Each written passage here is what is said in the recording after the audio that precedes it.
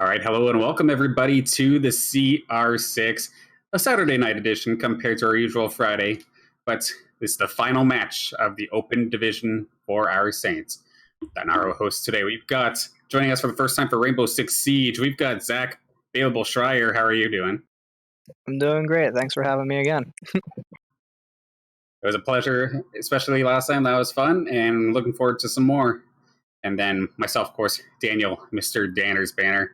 You sometimes see me here on the R6 cast, but not as often as our usual Kingsman, but it should be a fun time nonetheless for our matchup today. We've got St. Clair versus McGill University. And Starting. Last time I understood, McGill is sixth so far in the season.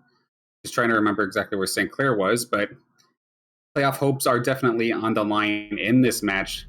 Our players want to do the best they can to make sure they have the best chance of moving on to those playoffs. And starting off the game, we're going to Border. And we're going through the ban phase right now. So the common things that we do oftentimes see here is Echo. Like Echo gets banned out. Thatcher's been pretty common as of late as well. Just denying any sort of EMP grenades to stop any sorts of gadgets being used. And now for the other attacker, this time McGill with the ban. And then last time we were on Border, St. Clair was doing some pretty cheeky stuff to the other team, with one specific site that they would attack on, that they were doing a fantastic job with a bit of an unconventional pick. I'm trying to remember exactly what that was, but with Blackbeard being gone, nobody wants to deal with the big man with the shield on his assault rifle. So now we're going over to defensive bans.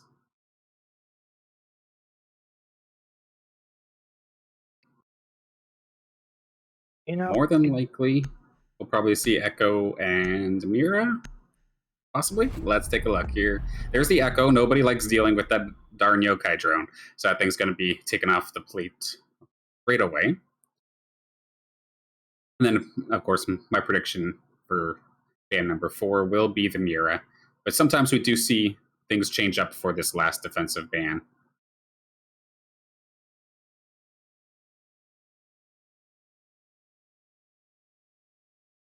A little bit of a freeze, unfortunately, here. But in the meantime, as this loads up, you can see that right there. The players are a little bit confused. But Available, how excited are you to do your first Rainbow Six cast? Oh, it's pretty exciting, especially you saying it's playoff hopes are on the line here. Hoping to see some pretty good gameplay, as this is going to be quite the learning experience for me, as I'm not too familiar with Rainbow Six Siege. It'll hopefully give me the knowledge I need to get better at not only the game but casting on the side. Well, absolutely, and no better time to get started learning than right now. And sure enough, in terms of the ban predictions for defense, I was correct. We do have Mira going down, but unfortunately, that wasn't the only thing that seems to have gone down, as we have one of the members of McGill University seems to have disconnected. So this could be a rough start here unless they remake right off the start. One of the things, of course, that you'll learn real quick is that Siege it's an amazing game, but sometimes it does have those random little tech issues, and we are going to see the rehost happen right away. So we don't even get into the first round, and we're already going to have to rehost for that player to get back into lobby, since he can't exactly hop back in himself. But as we wait for the rehost to occur, so it is going to be Saints on defense to start things off, McGill attacking, and I'm just trying to think of what exactly we'll see in regards to the team themselves. We always know Imagine loves to be excuse the term, but the solo cute hero. He picks the duck, and then he does the absolutely ridiculous plays, like trying to peek out and like spawn peek, and basically just run out before they even make it into the building and try and take some kills. And then meanwhile, the rest of the squad are much more traditional, much more like defensively apt. You know that we're probably going to see Rapid on smoke at some point during the night. And then as for McGill themselves, I'm not 100% sure as to what they'll be running. Unfortunately, we didn't even get to see their picks due to the rehost, but this game should be hopping back into action very shortly. Not sure if we want to throw this to a brief break or not, but we'll see momentarily. But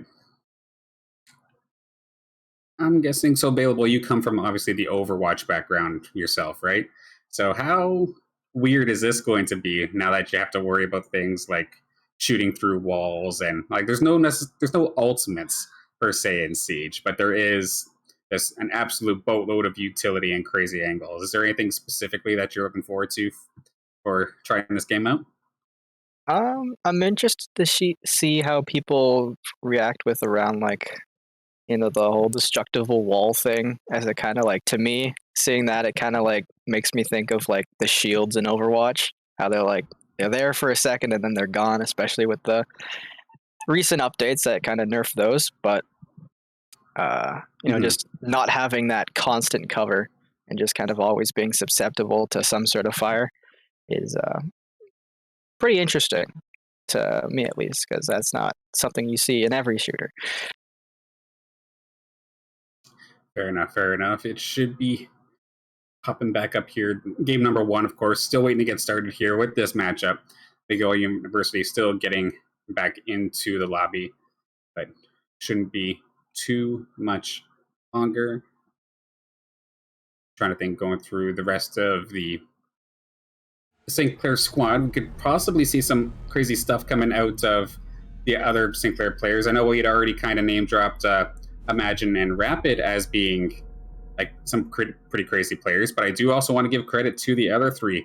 William, Agent Tour, and Impact have all been leveling up slowly but surely during this season, and get to see how they do. So we're finally getting underway, and if this stands as of right now, we already got Rapid on smoke, so check one off for my own personal Siege bingo, apparently. And then on the other side for McGill, we do have Shriek, CJ, Black Rose, Mr. Quibble, and Alex. Everybody's staying connected, so we're looking like we're going to finally get started. We're going to be doing our first defense on the first floor ventilation room and workshop. And this is a relatively standard setup, I would say. We've got the Mute, who of course, his jammers stop any sort of drones from getting into the site. So he can't really use a gadget or can't scout out. Meanwhile, another big pick, of course, is William with the castle. So these castle barricades are going to be absolute bricks at denying anybody from going through it. You either have to sit there and like pound away, I think it's 12 hits or something like that, on a castle barricade before you can actually break it, or you're forced to use an explosive on it. And one explosive being used on a little barricade when it could be used to like enter the site. Because you don't get too many of these things. Like you can see, a lot of these players either have 3 breaching charges or like 2 grenades. So you don't got a whole lot of utility to actually get through this. It should be interesting. Attackers on the way. Let's see what McGill has up in store for our Saints here.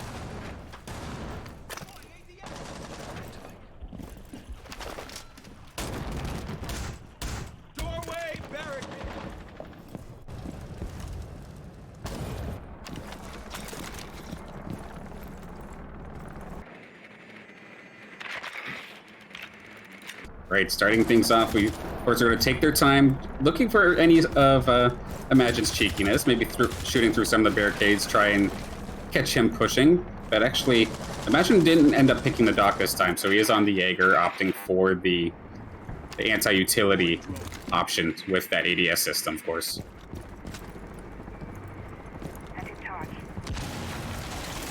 And we do have already CJ is in the building, just finally slowly but surely getting his way on. Going to opt to back out for now, and there's the breaching charge. Finds a soft spot in the defense of St. Clair to get into the building. Just going to drone it out just to make sure that it's all clear. And finally, here we go. And it's good to see if CJ can find any sort of utility or get a quick pick. As you can see, all these breaching charges just getting around the barricades of Williams. And CJ is going to get that first kill. It's going to be Impact going down.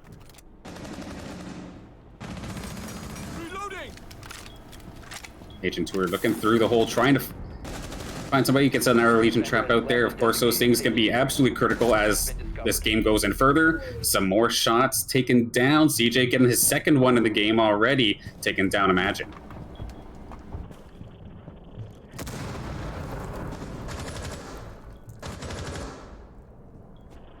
And Shriek finds Agent, so far it's looking like a struggle here for St. Clair.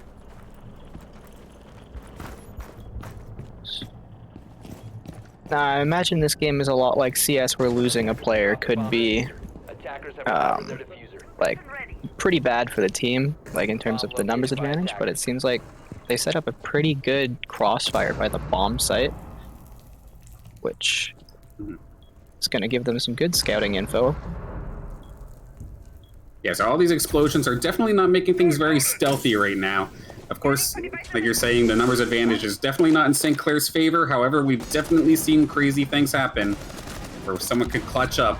But the 1v5 is definitely a hard way to get things started off. William, the last one alive with the diffuser going down.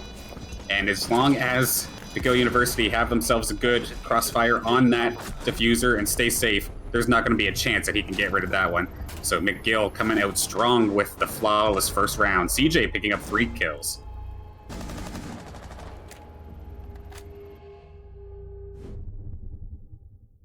Probably one of the roughest ways you can start an actual match, but I'm sure the Saints will shake it off momentarily. They're going to switch the site, and we're going to the second floor this time.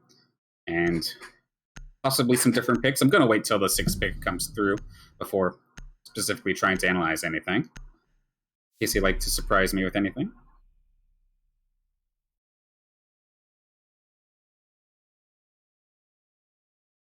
Yeah, for some reason, as of right now anyway, seeing Impact on a dock is odd for me, just from the past seasons when watching and whatnot. But it looks like they are going to stick with it. Interesting.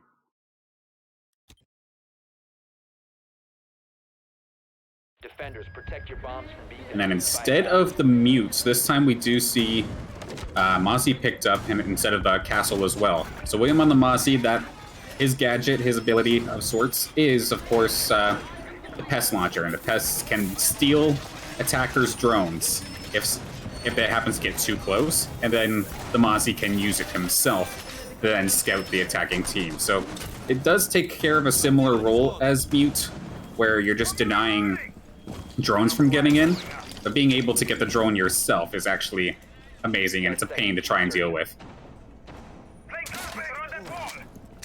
5 seconds remaining. Attackers must locate and defuse the bomb.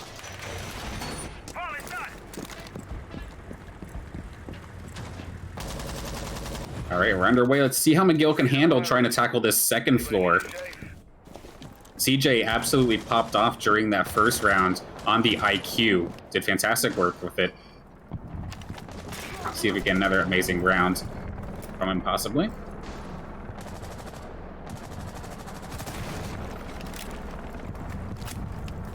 Looking at the Saints comp overall, it seems a lot more like laid back, like a lot more defensive, a lot less aggressive, sort of in their defense.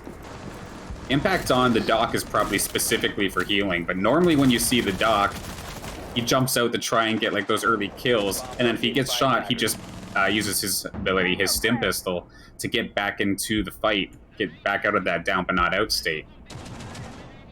That's not going to be the case this time with Impact. You see William already taking a little bit of damage. Somebody's right around the corner, and there we go. There's the pest drone, or the pest doing exactly what it's supposed to do, taking care of that enemy drone. So that's a big piece of utility gone for the attackers. A bomb has been located.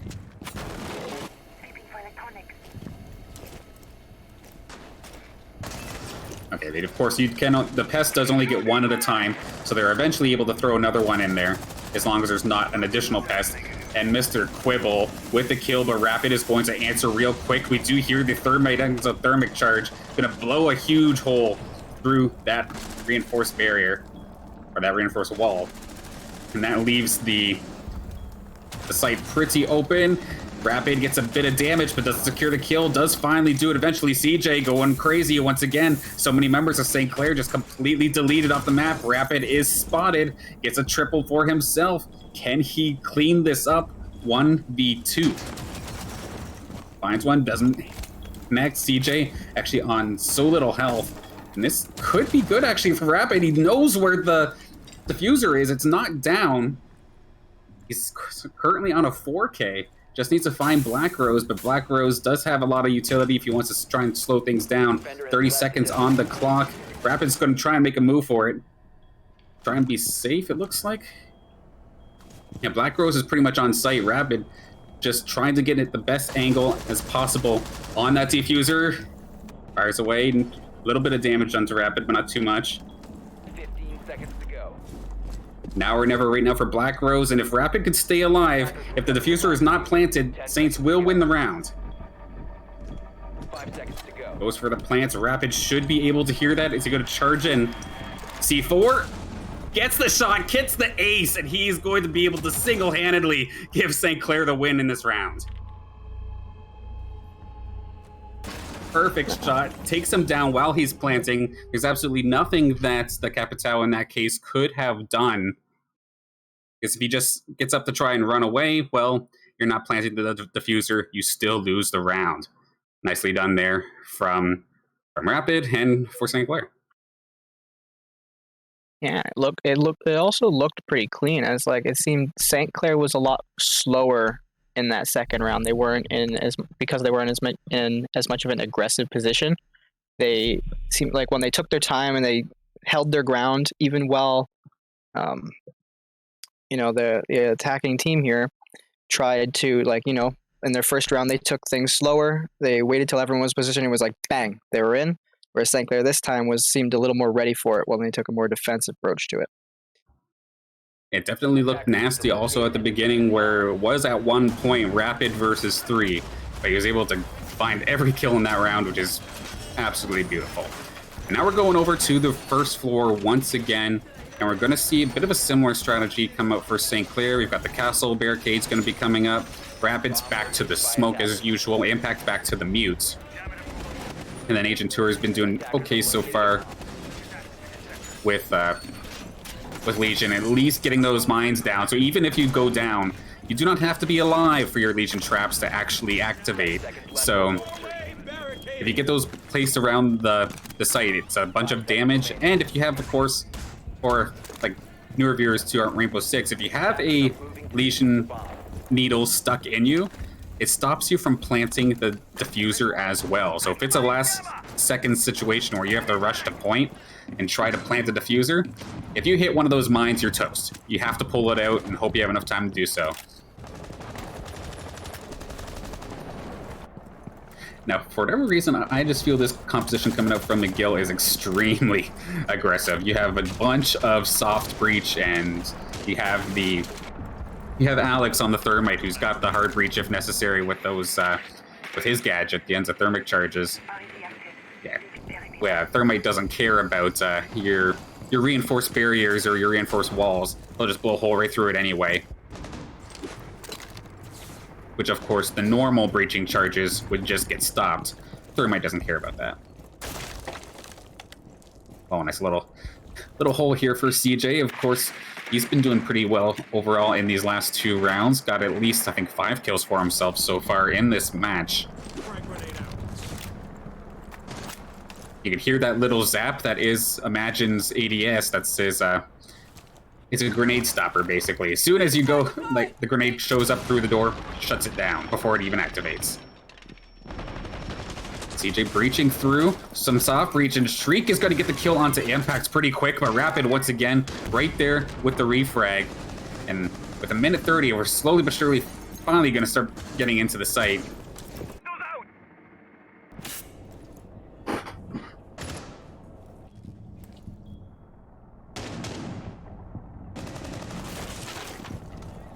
Okay, shots fired. Rapid getting extremely low. He does go down. There's another member right to his left. Shriek getting another kill in this matchup.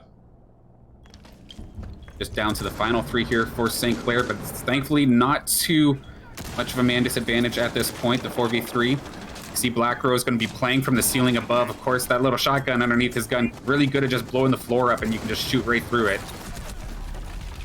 And just like that, Pepper's down. Agent 2 right away. CJ's going to get himself another one. Switch over to the pistol, get the kill. And it's all down to Imagine, the 1v4, and he's been located. Shots giving his position away. And this one looks like a rough one here for St. Clair. Sure enough, there it is. That is going to be Shriek again. Another kill. He's gotten quite a few in this round. With the Zofia as well. Just following around the buck and also playing that high ground positioning.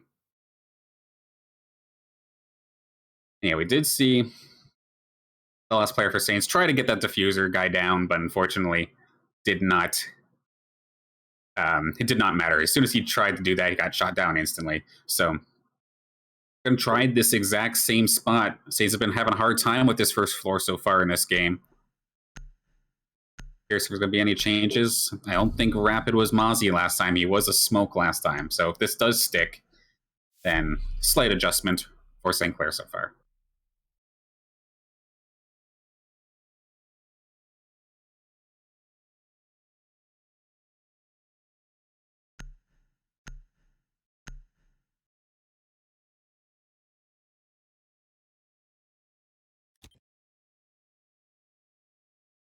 Attackers need to locate. So one thing that was kind of critical during that last round was the high ground play from Zofia and the Buck, as they just added just another layer of essentially things you have to worry about. Not only do you have to check your corners, you have to check above you, and that is a lot to get through. And then especially if there's good droning coming out on the side of McGill, it's going to make things very difficult, which is kind of why I like Rapid switching over to Mozzie. Maybe shut down the drone presence even more. Of course, the mute was still in play, but just having even more ways to interrupt any sort of drone presence would be absolutely critical in stopping the callouts for the people up on top. Try and get the angle on the same.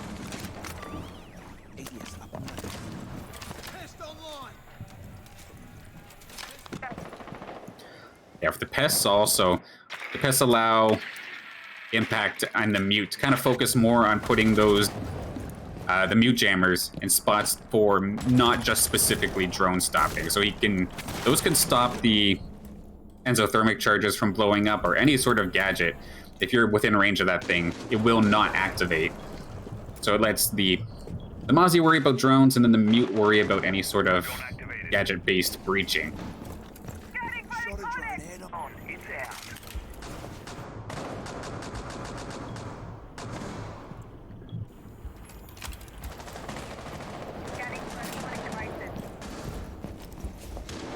Rapid looking for his opportunity. Take a look through the window, just making sure nobody is there. Imagine did see the one hole made by one of the McGill players. He's going to keep an eye on that for a little bit. Impact, the only one taking damage so far in this round. Flashbang was coming in, but once again, the ADS is coming in clutched, and there's a C4 point blank in his face, but I don't think it does make contact. Some decent damage on the Mr. Quibble, but it's not going to be enough to take him down. And Shriek is going to be able to finish off Impact. That's going to be the first kill of the round. Minute 30 again on the clock. It's finally time for some action. Rapid getting into the middle of this, but he might be caught between two members if he's not careful. And he is without his C4, and he is going to go right into the line of fire. He's going to be taken down. Shriek again. And there we go. He's actually going to use his breaching charge on the floor as an additional way to look down on the site. It's really pigeonholing right now for St. Clair that everywhere they move, it's basically going to be exposed from one angle or another.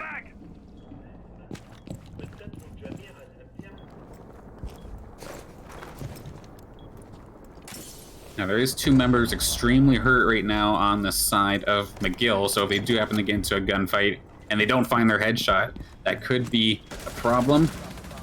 And there we go, Imagine going to find the first kill, find somebody through the roof. Tries to shoot him through it. Gonna take Shriek down to some pretty low health, probably about 5% or so. The diffuser did not get down, so somebody had to pick that up real quick. Okay, Alex does manage to plant it, so now he's gonna try and get out and try to find a spot that he can defend that diffuser without putting himself in the line of fire. So it's gonna make it extremely difficult for the St. Clair squad to even get in there. They have to take down a handful of players. Imagine's gonna get things started. Finds one on the Shriek, and Shriek was on a tear today, so good to shut that down quick. CJ also going down. Agent Tour finding that shot.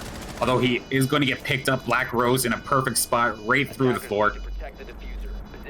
Nice shot as the time is ticking down. And as you can see, using the roof as a perfect sight line, and Black Rose again in the absolute perfect position. Going to be taken down, but there is not enough time to get this defuse.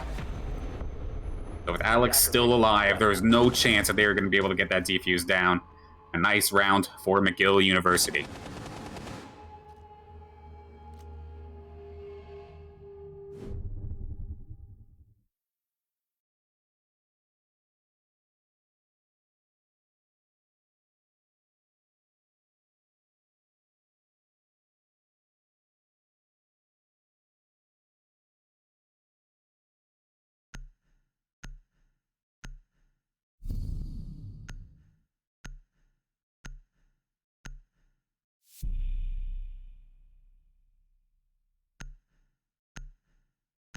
Okay, now we get to go to the second floor. This time after... Unfortunately, St. Clair was not able to hang on to that. Attackers need to locate and But enough rounds have passed that they can go back to the floor that they did well on. Of course, with it being on the second floor, getting shot from above, I feel like is a lot more dangerous than being shot from below. It's a little bit harder to do, but still definitely possible. We are going to see McGill stick to the same team composition. By all means, if it ain't broke, don't fix it, right? So keep on working with that. You see Agent Tour on the smoke this time. And Rapid's got the Cade. 10 seconds insertion. Deploying ADS. 5 seconds left. Tests out. Go get him, mate. Attackers are moving out to locate a bomb.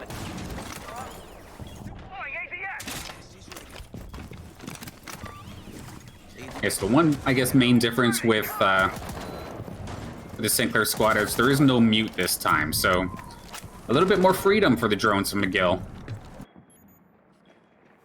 Less for them to worry about. So we see them slowly but surely creep through. Although, you still gotta watch out for that pest, and the pest is gonna claim one victim so far.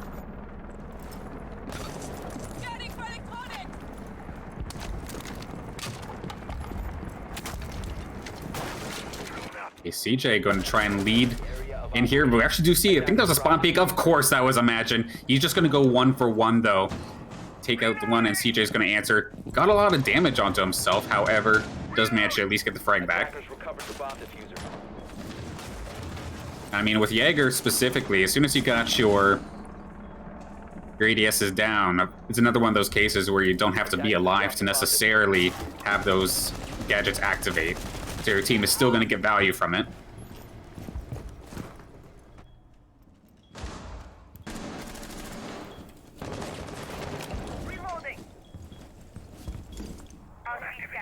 Attackers recovered the diffuser. A bomb has been located. And the longer these rounds tick down, the more valuable Agent Tour's smoke is going to be as well. Because he does fire off that poison gas that he himself is immune to, but everybody else will take damage from. And it's perfect if you happen to have 3 of those as the clock is about to tick down. Throw it onto sight, and there's no way you're going to get past it. You're not going to get that diffuser down without going down. But CJ, going to take someone else down as well. That's going to be Rapid. Cade going down.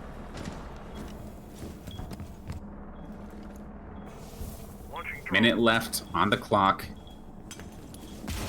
Still got Impact, William, and Agent versus the 4 of McGill. Shots fired from outside. It's going to get a peek. They're going to be William taking a bunch of damage, but thankfully not going down for himself just yet. CJ finding another one onto Impact. 39 seconds on the clock here. Agent has been spotted. If he goes down, that would be a very critical piece of St. Clair's defense going down. So you see, he's finally going to whip out some of those gas grenades, but it doesn't matter. It was out of range. Diffuser is planted. This is absolute worst case scenario right now for St. Clair. And McGill just have to retreat and try to get a crossfire onto that diffuser. And sure enough, it's going to be Tour going down. Shriek back on the kill board. Find the headshot onto Agent. Finds one more. And McGill's going to clean that up, and they're going to win round number 5.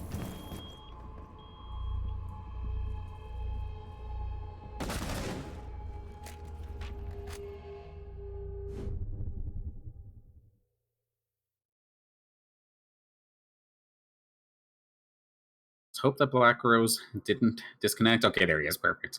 Anytime I see that gray box, I get worried for a second.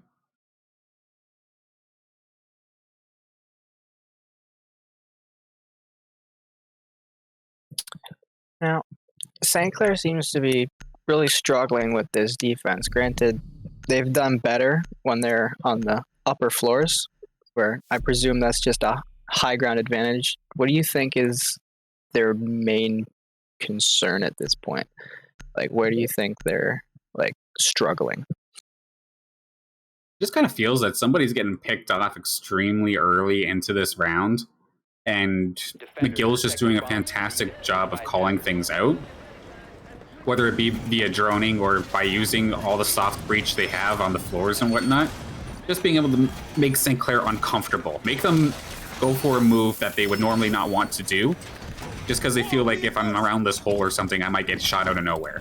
It's a lot of little things like that. And St. Clair, of course, are going to try and use the same thing against them. Of course, since they're on that second floor, you can kind of peek some doorways by shooting the floor like Rapid's doing right now. But it's definitely looking a little rough for St. Clair as of this moment. Again, no mute, opting for Mozzie instead. Impact on this dock is definitely a question mark in my opinion. I'm not exactly sure of the strategic reasoning for them to have the dock in this position, because like I was saying before, more than not, he's just the aggressive like go-getter in regards to kills, because he can bring himself back alive. But if you're not using him that way, he's basically just a healer, and you can't heal a headshot. You're going down no matter what, regardless of what gun you use in this game. If it's a headshot, you're done. So with St. Clair losing some of their gunfights or getting jumped on, the dock, I just feel like, is not getting the value that they're thinking. Gotcha. So maybe someone with a little more utility could do them a little better on this defense? I mean, there very well could be something additional that I'm just completely overseeing. Like, it's kind of nice right there that Impact was able to essentially top off Rapid. But would you rather have that tiny little bit of healing, or have something like a mute jammer? And I feel like a mute jammer would have been much better. But granted, still, Rapid was able to get that very first kill. It's a good start so far for St. Clair. Imagine might find himself a little bit of action coming up as someone tries to pepper him through the wall. The call out with the drone, nicely done there from McGill. Gonna make Imagine run outside of the area for the time being. Oh, shoots him right in the thigh, takes him down. Good shot there from Rapid. Attackers have recovered their diffuser.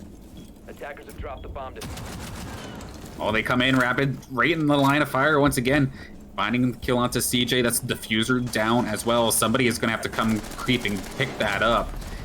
And this time it's not going to go into the favor of Rapid, however. Mr. Quibble going to take him down.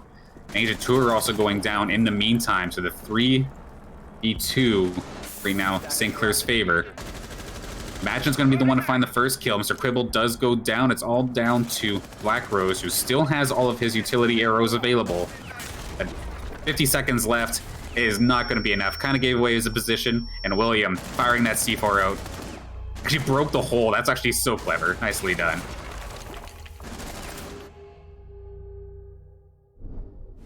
Definitely one of the beauties about Rainbow Six Siege is that with pretty much most of the environment being destructible, there are so many alleys, so many ways to get creative and make the play that you'd normally not expect from a traditional shooter.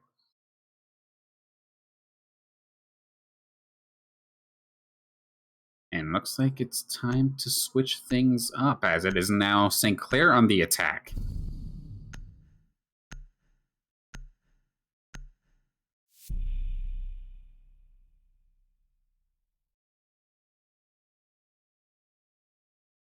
Now, things that we've been seeing from the past season overall, it's been like William and Agent have been more utility-based attackers. So as we see William with the Thermite once again for the hard breach. Agent Tour kind of bounces between utility and sometimes aggressive, but IQ being the more utility. Of course, she's going to be able to use her the gadget attached to her pistol, which will allow her to see any opposing gadgets through walls. So you can just shoot through the floor and take that out with your pistol.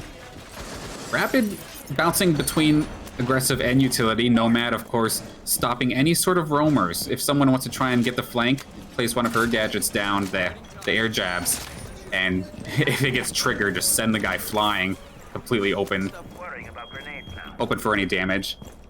And then Impact, he's been a little bit odd, but I'm actually liking the Ash here, one of the faster, if not one of the fastest characters, 3-speed of course, in this game, built in with those 2 breaching rounds. And then imagine most of this season, he's basically been doing his own thing on the buck. Everyone goes in one way, he basically goes in the other, plays the high ground. Mr. Quibble giving us a show here. We see you, buddy. Having his fun just before the game starts. Exactly. They said in the chat too, like, hey, Caster, look at me for a second. Wee! And imagine starting things off strong. Finds the grenade kill right onto Shriek. One less person to worry about right here for St. Clair as they slowly but surely get started with their attack. Now watch out, even those tiny little holes that you just punch into the wall could give you all the view you need to just make a huge angle, basically, for the defense. Of course, Impact, with Ash being so quick, bob and weave through those with less risk compared to other characters. And oh, that's going to be rapid shot out of the sky when he was repelling. Nice shot for CJ to find that and take care of that kill before they even get onto site. A bomb has been located. Hey, William seems to have all the time in the world to go put that thermic charge down. He's going to blow it up, but he's going to be met with a C4. It is not going to kill. I think, if anything, it was just a little bit damage to Impact if Impact was there. Otherwise, that was a different situation. But good on William to get out of there. But CJ doesn't care. He's just going to find the kill after the fact. And oh, hello there! Just jumps right from the sky, goes for it all. That was definitely a cocky play coming out from CJ. But his kills stats so far could be feeling himself a little bit. Now, with the diffuser being down, it's going to have to get picked up here by St. Clair if they want to try and move forward with this attack. There's the breaching round, so that wall is going to get blown through. Attackers have located a bomb. Imagine playing from upside down, repelling on these windows. Try and make it a little bit easier for Impact to grab that thing. Some shots are fired, a little bit of hits done. Black Rose taking some damage, but just down to his final quarter. Trading kills, Imagine goes down. They just both killed each other. That's kind of funny. But 2v2, 2v1 now with Alex going down. One more player just on the far side. Impact is going to get that diffuser down, so it's going to force player McGill, force Mr. Quibble to get a little aggressive here. He can't just sit back and relax now. And let's see, we have the full health on Agent Tour. Impact, not too worse for wear at this point. Just a matter of finding the angle, and there we go. Impact is going to find it. Getting the kill on Mr. Quibble and going to give St. Clair the win for round number 7.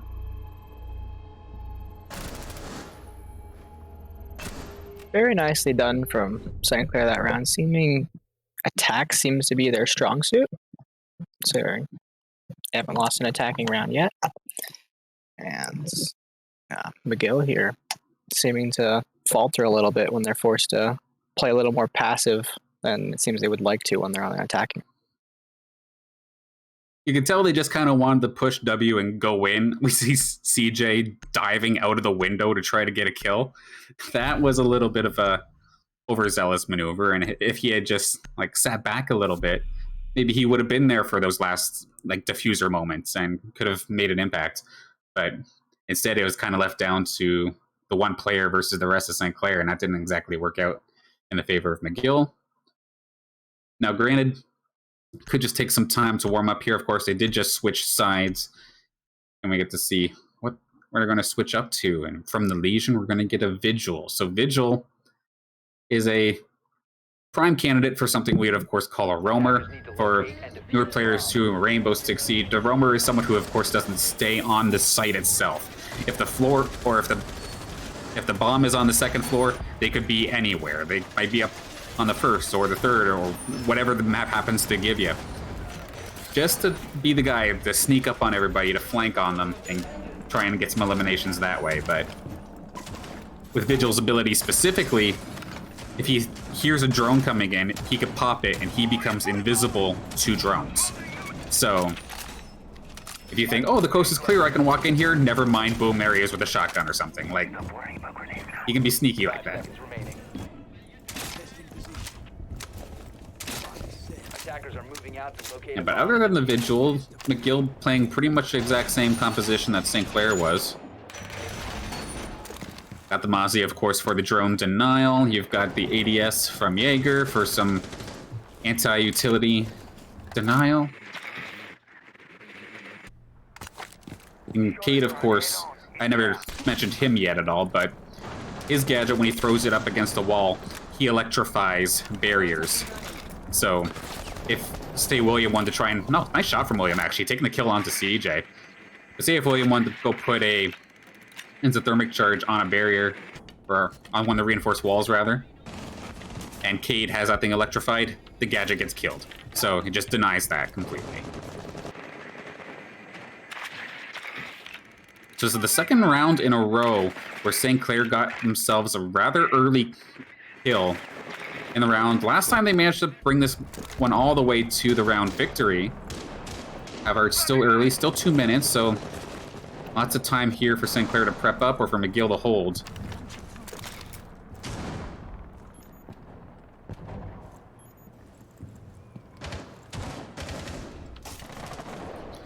Definitely taking their time around the outside. Mr. Quibble looks like he might be spotted out here by Impact. Oh, he didn't exactly know where he was, but he is going to take a bunch of damage. And Mr. Quibble not going to take a single scratch, so nicely done so far for the guild. It may be the one player down. St. Clair finally knows where the bomb is, so they're going to be able to rotate as necessary. Drone going down. Impact, of course, does have one other. And with a minute left, we're finally going to get things started. Flashbang going in. St. Clair going to follow up very shortly afterwards. It looks like that is going to be the case. Next one going in, looking for any sort of picks, but nobody from McGill to be found at this point. Everyone just staying safe and holding their angles for the most part.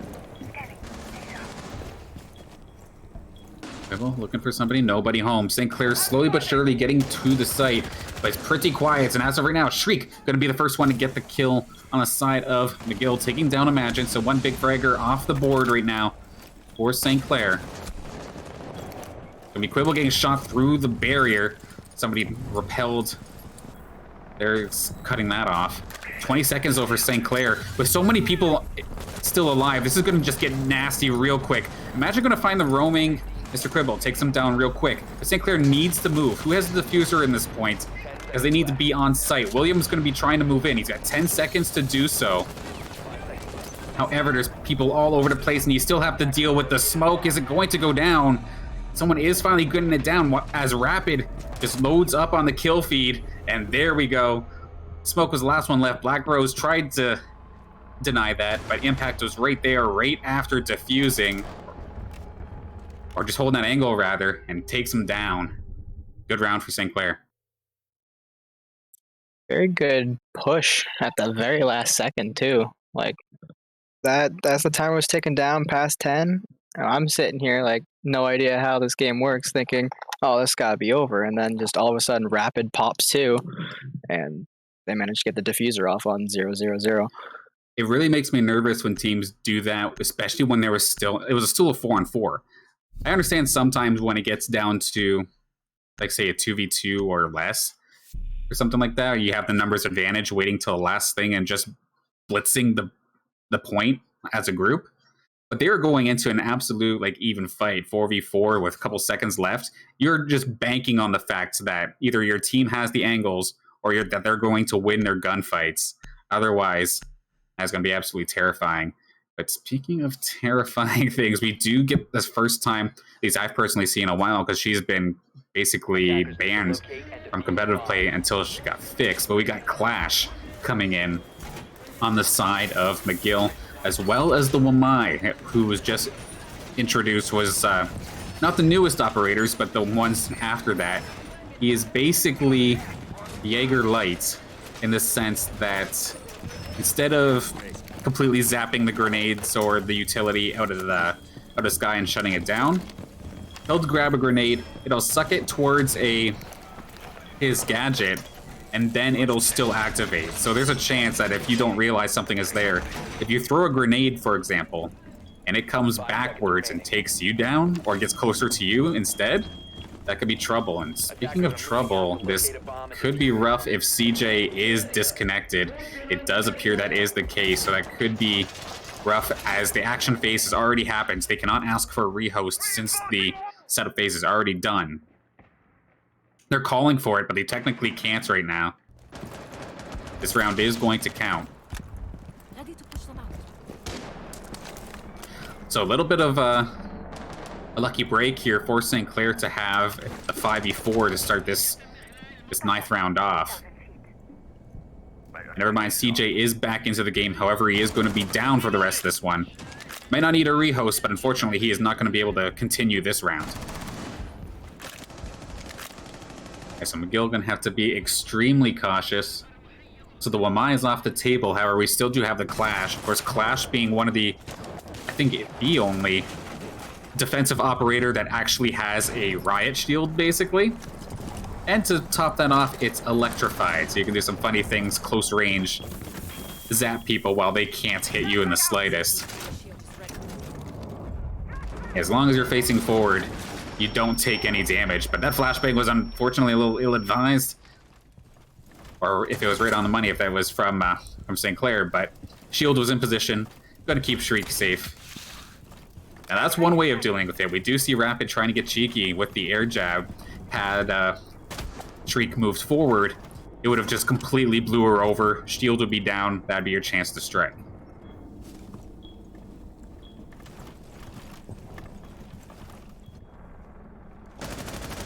Yeah, unless you can get a flank onto that Clash, whatever angle Shriek is holding is basically going to be off limits for the time being. See Mr. Quibble trying to make a nice long angle for himself, put a little bit of damage down, doesn't find its mark right away. A Rapid getting himself another kill, 2 players left on the side of McGill. And they know where the Clash is, they see what Shriek is doing. However, where is Mr. Quibble? Still on site, still just hanging back, and unfortunately for him, getting absolutely blasted by Rapid. So now everybody can just blitz the Clash, and that is exactly what they're going to be doing. Taking advantage of the 5v4 situation in that one, and just one by one, taking everybody down. Oh, that was a cute little soft destruction into blasts, or into the shots from Imagine. Nicely done there for St. Clair overall, as we go into round 10 without a rehost necessary.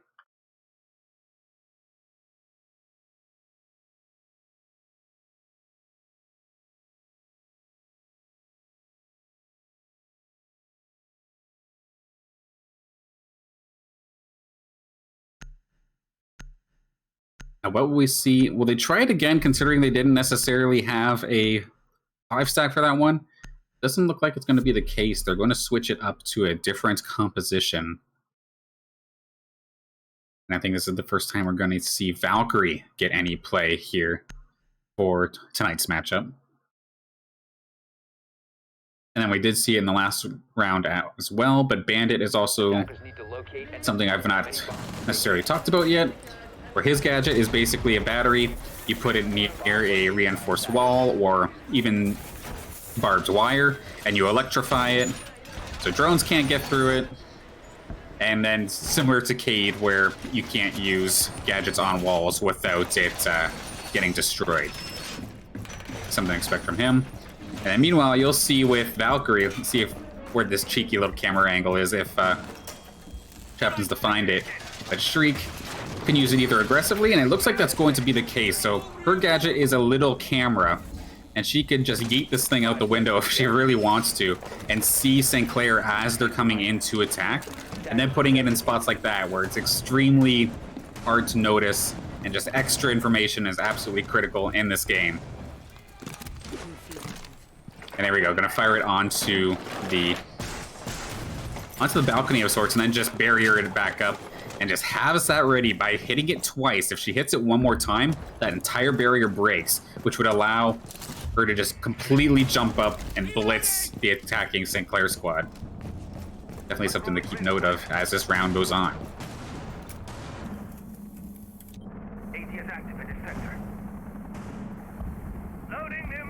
And note, and even if you don't see anything, you at least know they're not coming from that way, right? So any little information, always a plus here in Siege.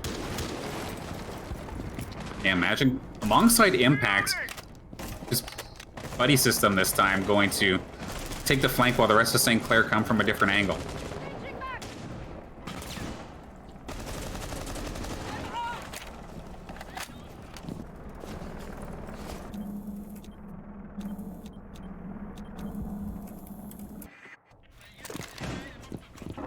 So still 2 minutes on the clock. The defensive composition does, of course, get better as time goes on. So if St. Clair wants to take this slower, they're going to have to deal with, of course, the smoke grenades. They're going to have to deal with all of the Legion mines. This is definitely going to be scary as well.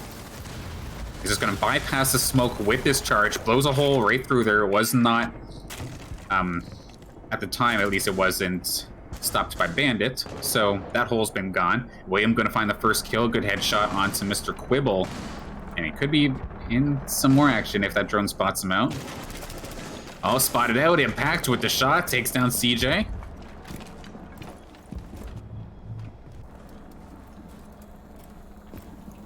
Then the Shriek, Black Road, and Alex. Legion still being up is still a pretty good thing, but... Oh, we're going to see the C4 through the floor. Nice try. Does put some damage onto Rapid, but doesn't take him out.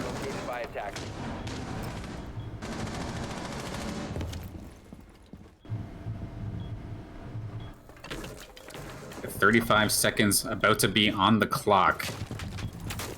Hour never for St. Clair to start moving in. Sure, they have the player advantage, but they still have to get that diffuser down. It's very high anxiety when you try to leave things to the last couple seconds.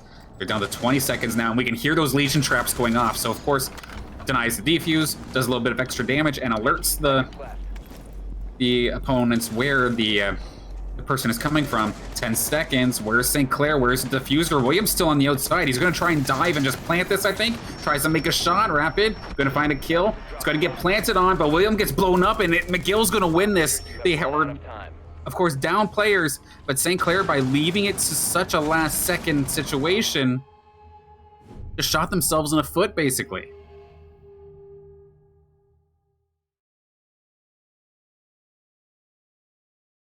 Now we're all tied up here. I feel like with that situation, St. Clair it worked for them the first time, but the second time around, McGill was a little more ready for it. They, two tricks, or one trick doesn't work 2 times in a row. They had set up the proper angles. They had the, especially with the traps they had set up, once they got the little ping of where St. Clair was, they could adjust accordingly. And with St. Clair leaving it till such a last second, they had no time to figure out where do they go next. Yeah, it just makes the entire situation so high risk and absolutely brutal. Like, if the one person who has the diffuser goes down, it doesn't matter that it's a 4v2, you still lost. And that really bit St. Clair. I was expecting them to start moving in towards like that 45, 40-second mark where it still would have been like tight, it still would have been fast paced. However, there would have been at least a little bit of room for error. But unfortunately, they really waited to be like cheeky. They were sneaky. We saw William waiting outside the window until the very last second before jumping in, and then opted to try and take the player down. I think Rapid got him instead, but it did alert the McGill squad that, hey, there's somebody on this site now. Let's go get him. Oh, that was the diffuser carrier? Perfect. We'll take those. And they get themselves in position, all tied up now, going into round number 11. Defender has been discovered. And both these teams doing a fantastic job of capitalizing on the other's mistakes or overextensions. And we might be in for the long haul today with an awesome matchup between these two teams.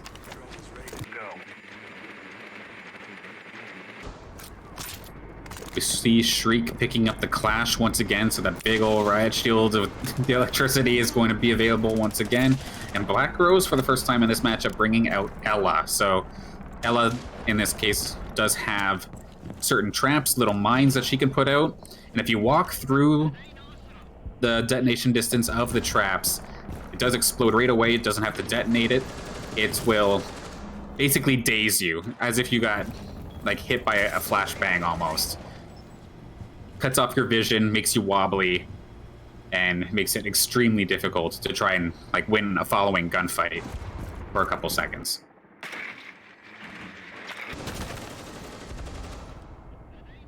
Oh, this could be... Oh, as I say, this could be cheeky, but no. Shriek was right there, knows exactly what's going on. Yep. Pings out the Clash. Doesn't matter, there's nothing you can do. Just an absolute wall. The flashbang gonna come out, but there's the ADSs, so... Oh, I'm just gonna flash and go like around or something. Hope she moves out. Doesn't matter. Jaeger's right there with the backup with those ADS devices.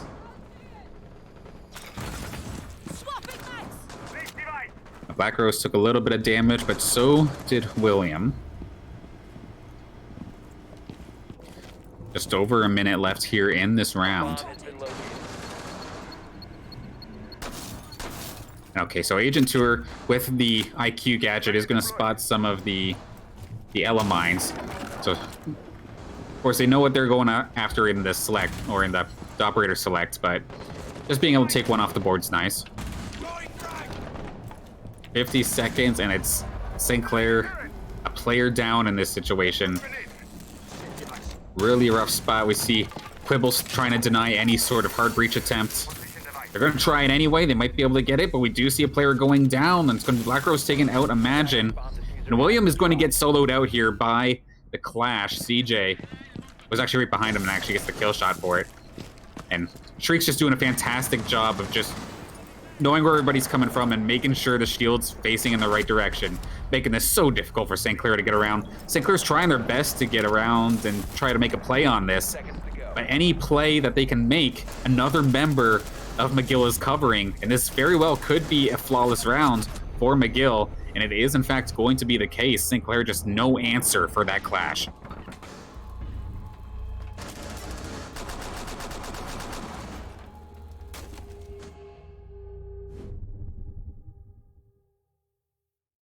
Now or never right here for St. Clair as we're going into match point. Of course, these are best of 3 matches here for the CR6. And I'm sure St. Clair wants to obviously, of course, take the W and put themselves in the best possible position for getting into the CR6 playoffs. Although we've seen, like, McGill's doing pretty solid, and if they are 6th position, not exactly sure of how many teams, but if they are ranked 6th, they're definitely quite the force to be reckoned with.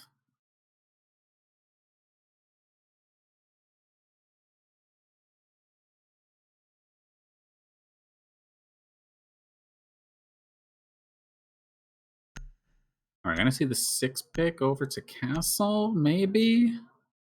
Thinking about it? Okay, they are actually going to do that. So with McGill going to the first floor, we had actually seen St. Clair kind of try some Castle stuff early in their defensive rounds as well. But because they 6-picked it, of course you get 1 6-pick per round, the opposing team will not know which operator that is. So St. Clair does not know that there is going to be a castle or castle barricades that they're going to have to deal with during this push, which could definitely throw things off. Instead of having the clash to deal with, you still have to deal with the castle barricades, which could very well route you into an area that one of the McGill players has covered. Now we see CJ on a dock. And St. Clair not changing anything up in regards to their attack. Deploying ADS. Just looking at some of these kills, though, CJ and Rapid basically being the leaders, popping off for their teams respectively. We did see Rapid's ace earlier. Definitely on a roll.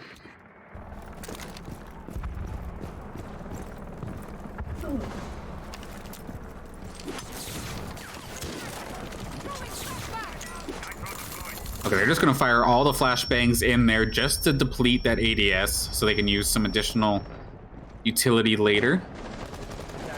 Now, of course, they would absolutely love to blow a hole through that wall, but it is completely denied by the bandits. And CJ is going to be the first one to find a kill, and that's actually the hard breacher down.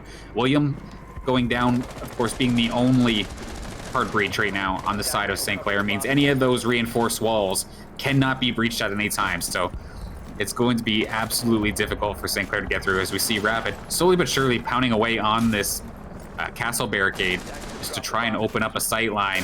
And CJ going to find himself another one. Impact going down. He was the carrier of the diffuser as well. And this is just all falling apart here for St. Clair. 2v4. Imagine he at least gets them on the board, taking out Shriek. But the castle's already got his barricades up. He's already done his job. His team's already getting the value necessary. If St. Clair had a hard breach right now, it would be a whole different game.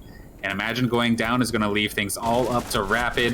It's going to be Rapid versus CJ. Rapid's going to win this one, but he took about half of his health and damage.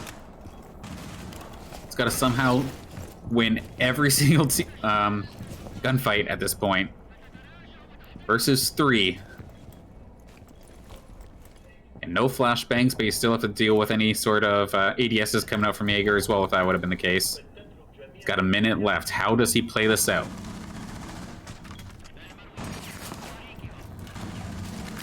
Trying to play through the ceiling, however, it's been spotted. Rapid going to make a run for it elsewhere.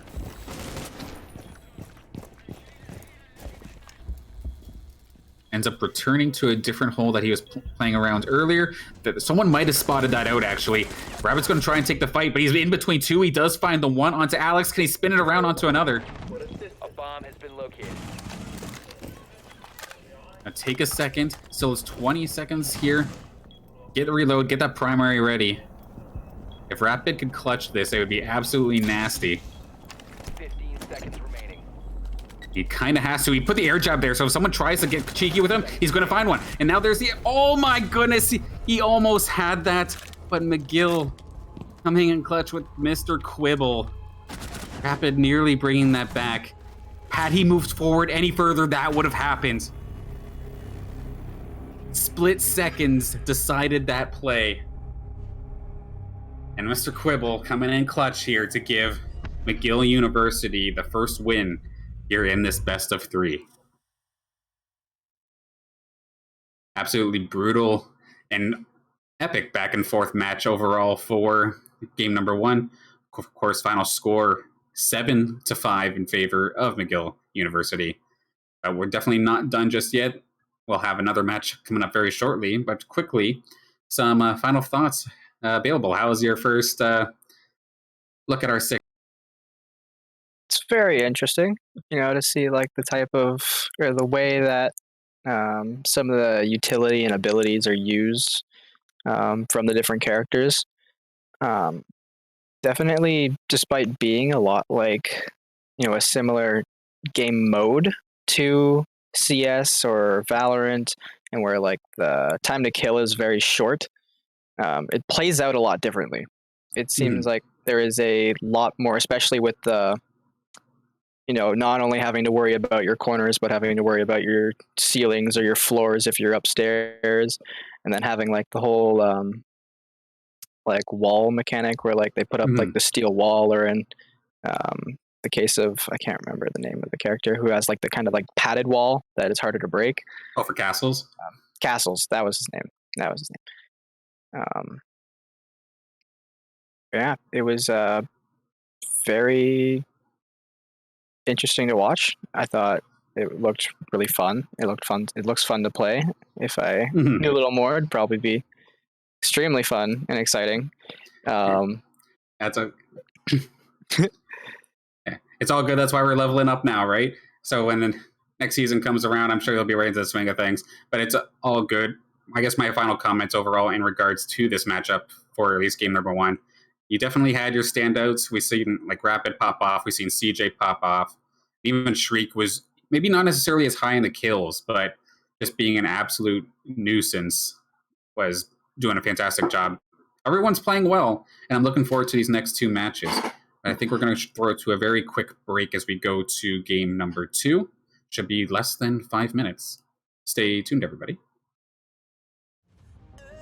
From a bird's eye view, you should grow feathers and see this too. When you want to get off the darkest ground, but gravity pulls you straight down.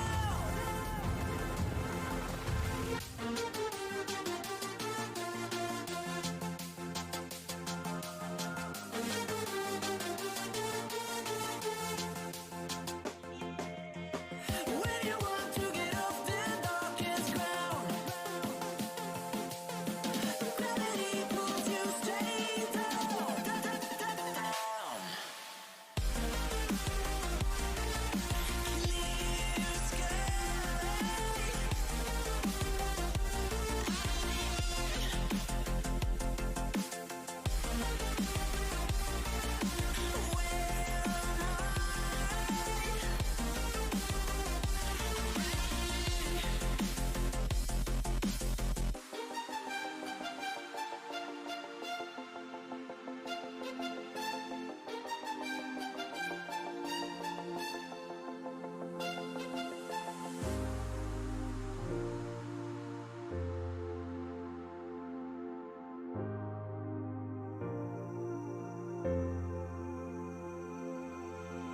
When you want to get off the darkest ground,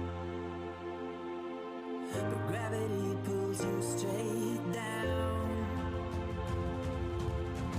Earth from a bird's eye view, you should grow feathers and see this too.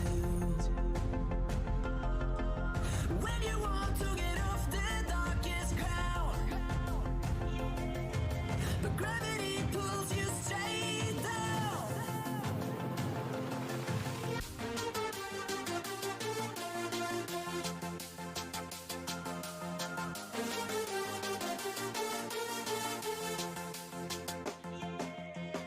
When you want to get off the darkest ground, gravity pulls you straight down, down. Clear sky.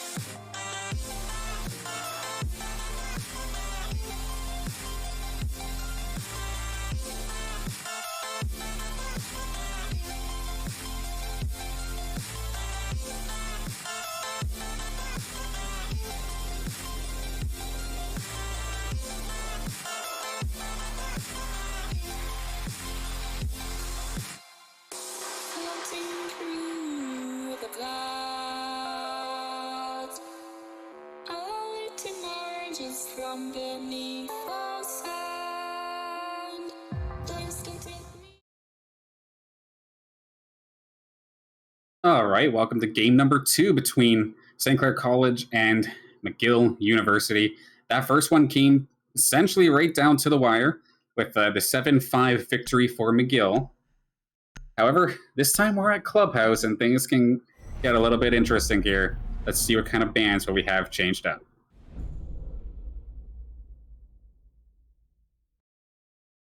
Started things off, so Maverick getting taken out. Of course, Maverick with his blowtorch can act as a form of hard breach. It takes a little bit longer, but it can be done to get through those reinforced hatches, reinforced walls. And with Thatcher being gone as well, this is going to make attacking the very first point, CCTV, a little bit harder for whoever's attacking at the time, as they're not going to have an instant answer via the EMP grenades.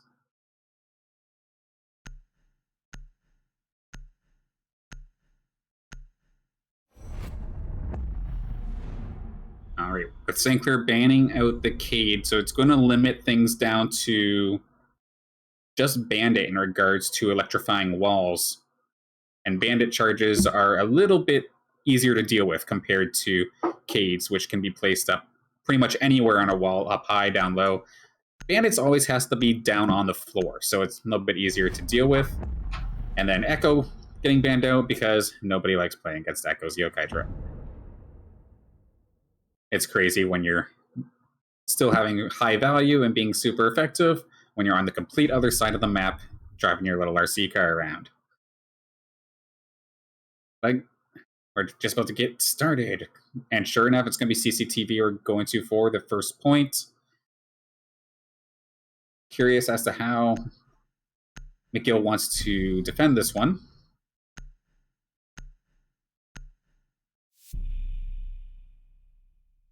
Smoke, of course, the tried and true for the denying any sort of late push, which St. Clair has definitely been doing quite a bit.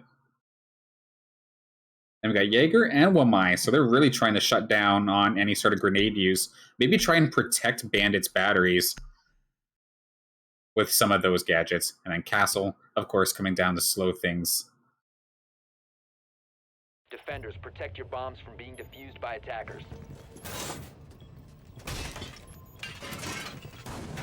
Alright, it's Clubhouse, so St. Clair is changing up their attack as well a little bit. This time, the Ash is going to be played by Imagine. Impact is switching over to Zofia. And then we've got Rapid on Hibana, Tour on Capital. And William, of course, tried and true, back on the Thermite. Now, compared to what we were seeing in the last map, with Rapid on Hibana, Hibana's gadget, of course, shooting the pellets onto the wall and act essentially like a very tiny endothermic charge. So it can go through the reinforced walls as well. Just the hole isn't as big. You can't necessarily walk through it unless you stack them. So really bringing the hard breach here for this first point. So we are now underway. What we'll likely see is Agent Tour try to get into a position to use the firing or the firebolt from Capital's crossbow. It's a very effective way of trying to clear out a bunch of Bandit batteries. See if they try to find themselves into a position. And with those little drone holes, that's one of the ways to do it. And we actually see Rapid with the Hibana giving Agent Tour a hole to try and shoot in that bolt. Sure, just going to wait on a cue from William to do so. Yeah, we see Shriek with the Bandit right there, ready to do some Bandit tricking. And of course, that being when Bandit's right there with the battery, he's baiting William right now to try and put an endothermic charge on that wall.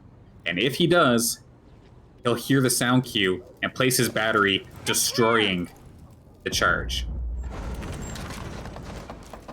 I do think that was the go from Agent Tour, as we do see right there, the bolt was able to cause fire right where he needs to place it. William just waiting for the electricity to get taken down. However, Shriek just ignoring it and taking the damage just to make sure a battery is still there. Down to like less than, probably like 10 HP to really make sure that this wall is blocked off. Of course, Agent Tour does have another firebolt if he didn't fire two right away. He's going to try and make the attempt. Mr. Quibble going to find Imagine. Somebody's getting cooked. That's going to be the bandit going down. Shriek eventually goes down to try and hold the door. But eventually, I do think it was blown through. Agent Tour is going to go down. Mr. Quibble getting himself a double.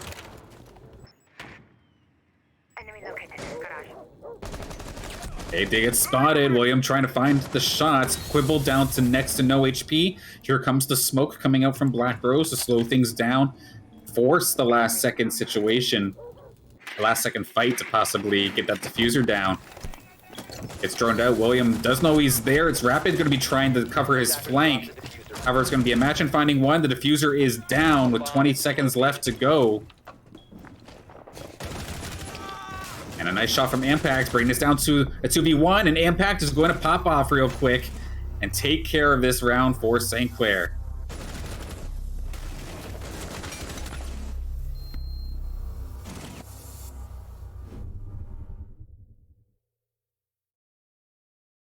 It took a little bit to get that bandit out of there, but as soon as they blew a hole through that wall, it was all said and done for McGill in that case. St. Clair is going to be able to take that one with two still surviving.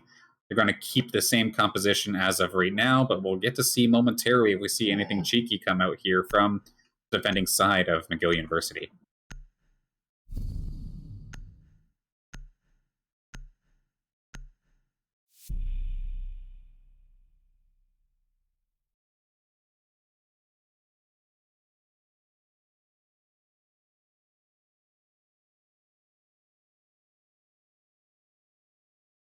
As of right now, very similar, if not the exact same setup. Just going to try this again.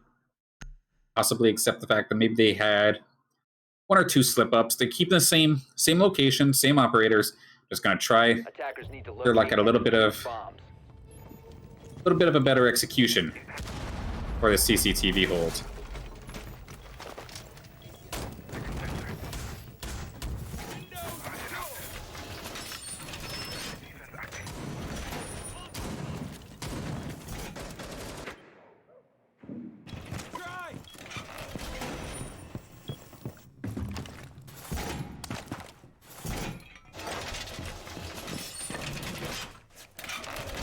We do see the bandit got shifted around a little bit. Shriek is going to be the one trying to do the bandit tricking this time by.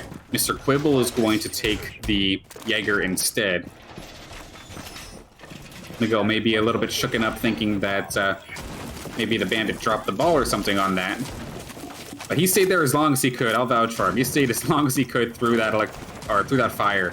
Try and make sure that wall stayed up. But we'll see what happens with Shriek piloting bandit this time.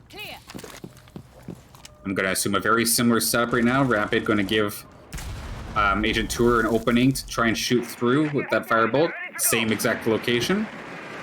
But McGill should know what's coming this time, and sure enough, they switch things up a little bit and might be a good thing, as CJ going to be able to get the first kill, and it's Imagine maybe got a little bit over aggressive on the Ash and finds himself out of this one early.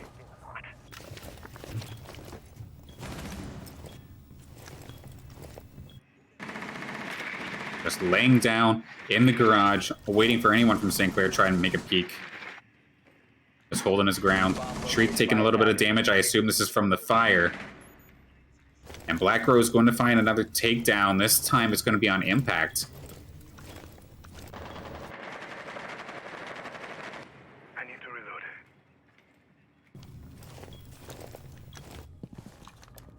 I think this is one of those circumstances where you'll see that scouting information isn't always everything, as despite Rapid getting some good knowledge on the position of a couple of McGill's players, St. Clair is still, taking their time and getting picked off as they rotate around.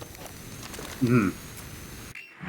Yeah, for this one, they're not anywhere surprising. It's not like they're roaming like crazy or anything, but they've just been much better finding their shots. They're winning their gunfights, so it's making these spots very hard to try and get down. So they're going to go through a hatch this time, but it's going to probably take the long way around, essentially, to try and get to this bomb site.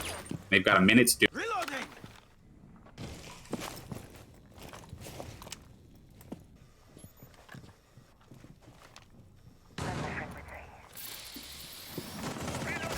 And we do hear the Hibana charge coming out. It's going to be Jaeger. There's going to be Mr. Quibble and Alex both going down.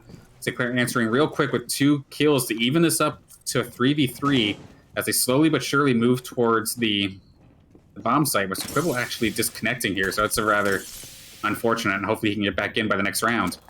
We see these Legion mines really slowing St. Clair down right now. They're going to try and burn out the ADS.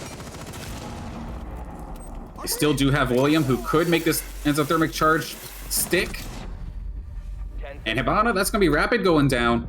2 going down right now. It's all up to William to try and take it versus 3. He finds 1, looks for another, but he is going to get answered. McGill is going to tie this one up nice and quick with CJ securing that round with the headshot onto William.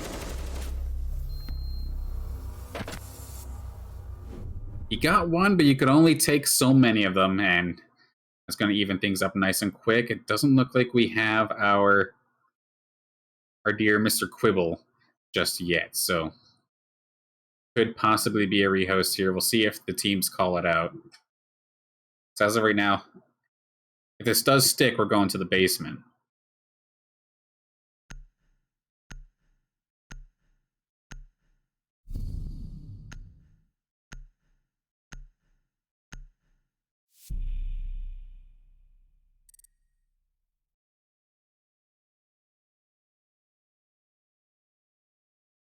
Oh, just in time. Well, how about that? Mr. Quibble sneaking in there right at the right moment, and they looks like the game gave him Mossy, which, to be honest, that's not a bad pick.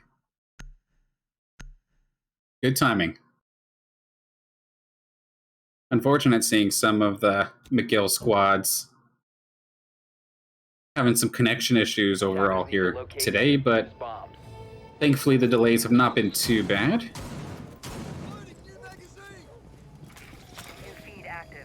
We're going to keep this thing going, so 1-1, can't go back to CCTV for a couple rounds, so now we're going to try the basement.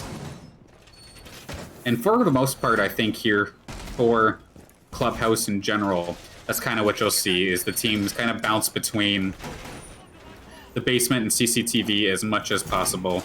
And only if they're on a roll do they have to go to another location. 10 seconds remaining. Run, imagine! Oh, down he goes. 5 seconds left. Now, of course, the early drone phase can be critical for the attackers to figure out exactly which bomb site the team's playing at. But you also have to take into consideration that you only get 2 drones per round, and one of them includes that one that you're using at the beginning. So optimal situation is to, of course, run that drone back so you can pick it up and use it later. So every drone that goes down, it may seem minuscule, but it could mean the difference between going in blinds later or having proper information. As we do see there from Rapid, I believe, drives it back, picks it up, and now he has, one of the members has 2 drones going into this next section. And then assuming it's the basement, they're going underground here. William leading the charge. He blew a hole through the one main entryway through the container. Although this next entrance here is barricaded off, so he's going to have to make some noise if he wants to try and get through there. And Black Rose is going to see the drone, so they know that they might be thinking about coming this way anyway. Barricade goes down, and okay, using the barricade so they get the clean view onto that hatch. The reinforced hatch is going to go down. C4 play was attempted by the side of McGill, but isn't going to make contact. And at 30 on the clock, still a little bit of time here for St. Clair to try and make a play. Rapid, of course, no stranger at trying to make these crazy angles work. However, it's going to be CJ getting the kill onto William. The one hard breacher is down, and I think Rapid used most of his charges already on the Hibana, so if they want to try and get another angle through a hard breach, it could be difficult. Asphyxiating bolt coming out. Fire all over the place. CJ almost going down, but hanging on by a thread. Trying to play the high ground game. Imagine could be face checking somebody in a moment if he isn't too careful. Drone coming out, and okay, he's going to see that the barrier is coming down. He's going to try and catch him, actually. Put a ton of damage down onto Shriek. But Shriek isn't going to go down just yet. Still above a quarter. Imagine option to enter the gunfight, and unfortunately Rapid, he had the angle on them, but was not quick enough to fire the trigger. And Black Rose is going to get the kill, but he's going to get answered out real quick by Impact. Last 20 seconds, it's about to get messy, and the diffuser is down. That hatch being taken out, actually kind of biting one of our players in this case. But imagine going to find himself a quick double. But he's in no shape to try and get the diffuser. He needs to win this on kills and kills alone. Does find one. Can he find the last one within the last second? He's going to try and do it with the pistol. He got it last second! Huge headshot from Imagine. Literally a buzzer beater. Buzzer beater headshot. Way to come in clutch there. Beautiful.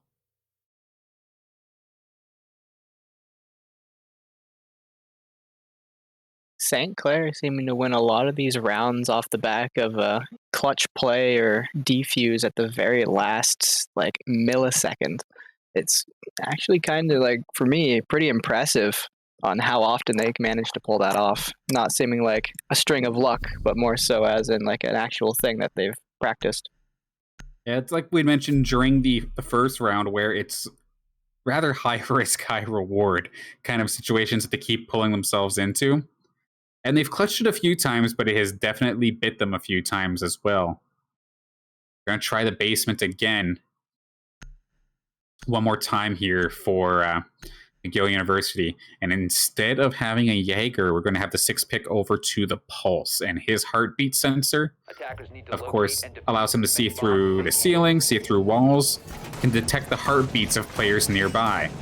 So one thing that you'll see pretty common is that he'll have the heartbeat sensor out, and say somebody's on the floor above him, he'll throw his C4 right on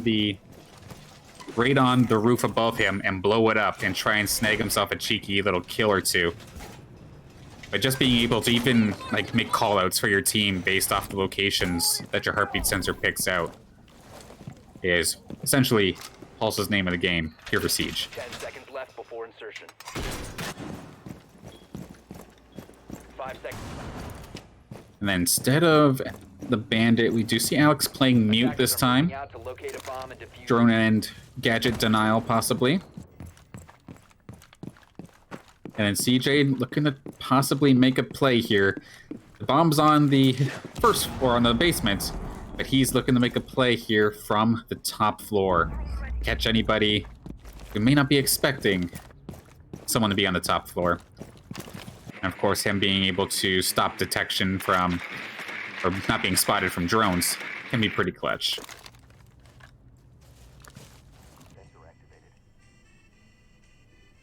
Yeah, he's just waiting for somebody to enter the door. This is an extremely scary location. However, it looks like all of St. Clair are actually moving from the other side. So the initial roam attempt here from CJ is going to have to get delayed ever so slightly.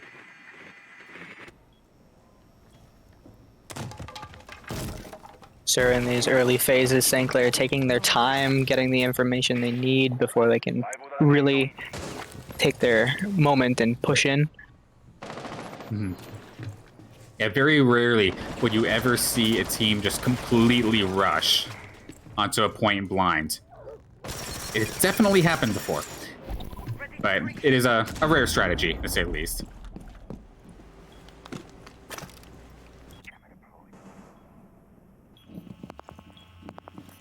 You see, this is the heartbeat sensor that I was talking about. You will see little circles just like that right there whenever somebody gets into heartbeat sensor's range. However, not exactly a position that he can really see for at the moment. And that's a clutch little kill from CJ. I think that was through the 4. It takes out William, so one big hard breacher is down. You still have Rapid, but of course it can't blow as big of holes with Hibana's Excurios pellets. And we can see that was Shriek taking his time, making the callouts.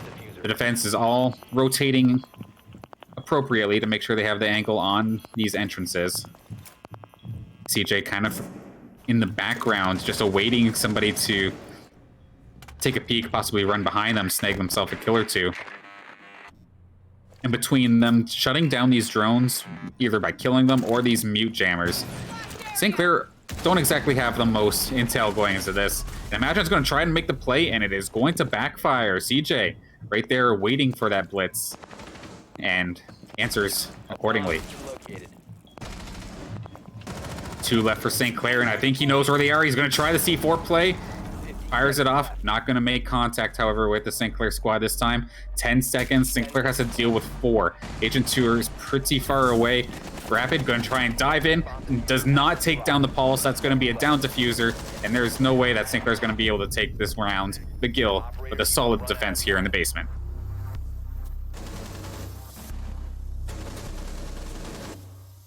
Got to the point where it didn't even matter if they were in position or not. Rapid had to jump in and try to make some sort of hero play to make sure that he at least got the diffuser down to buy them some time. But that was Shriek right there. Fell right into his crosshairs and took him down.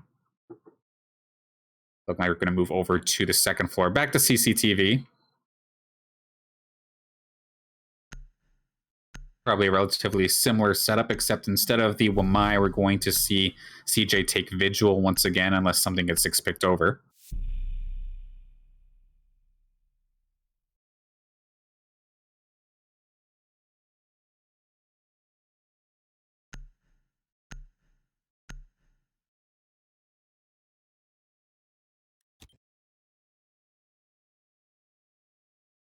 Attackers need to locate and defuse bombs.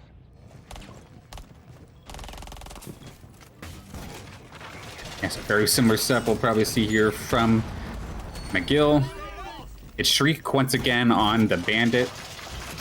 Last time they switched it over to him, seemed to have worked, so try it again. And then Alex on the castle going to be an absolute support machine of sorts, just slowing down the St. Clair's push constantly. All the ADS is going down. Everything's all set up, ready to go. Where does CJ go, I wonder, in all of this in regards to roaming? We had seen before he would just kind of take garage and just kind of lay down and hope that somebody comes out. But we'll see in a second.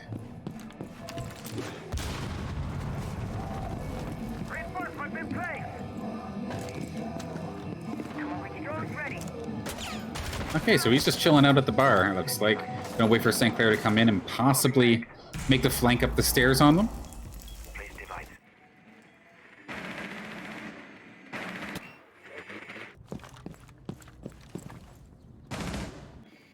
Yeah, St. Clair just confirming whether or not it is on CCTV. And we'll probably see a very similar setup from Rapid and Agent Tour with the Hibana and the Capitao Bolt. CJ's just over here jamming out. I know he's trying to get an odd angle on this area, but it looks funny as they do try to get up there. Struggling to hop up there. And it's not going to fool anybody. Imagine going to shut that down nice and quick, getting the headshot onto him. Stay clear of the blast! Clear the blast, So Black Girl is watching the stairs. We do see the C4 attempts through the hole and does not make any contact as we do hear the exothermic charge come out. It is going to be taken down. The play from St. Clair was just in time. There's nothing Shriek could do to keep that thing bandit tricked. And Imagine does find him, does take down Alex through the floor. Castle out of play. Imagine doing a good job fragging so far in this round. A bomb has been located. Getting the quick double.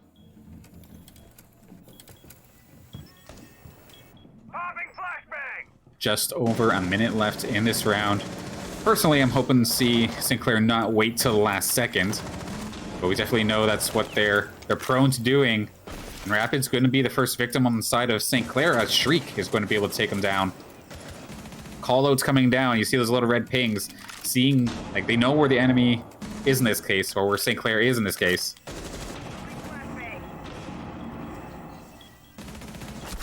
Oh, that was so unlucky. Right as he's saying, oh, this area is safe. I checked it, it's fine. As soon as you move, somebody's right there, taken down. definitely you hate to see it kind of moment, but 30 seconds left here for St. Clair. They need to start making something happen now. Mr. Quibble is spotted, taking a little bit of heat. Black Rose, however, a little bit sneaky, gets the grenade damage and takes down Agent Tour. And there we go, Mr. Quibble takes another one down. It is a 2-on-1 here. St. Clair in a little bit of a rough position. They do have the diffuser down. They gotta let this thing time out. Otherwise, I think Impact could be in a little bit of trouble. Gonna try and stop anybody from defusing it. However, they could just go hunt them down if they really wanted to. And sure enough, they're going to hunt them down and get the defuse. McGill is going to take the lead in this round, making it 3-2. A valiant attempt from St. Clair at the end there. It was looking good for them at the start. You know, they were up 5-3, but McGill just having the good defense that they've had throughout the series.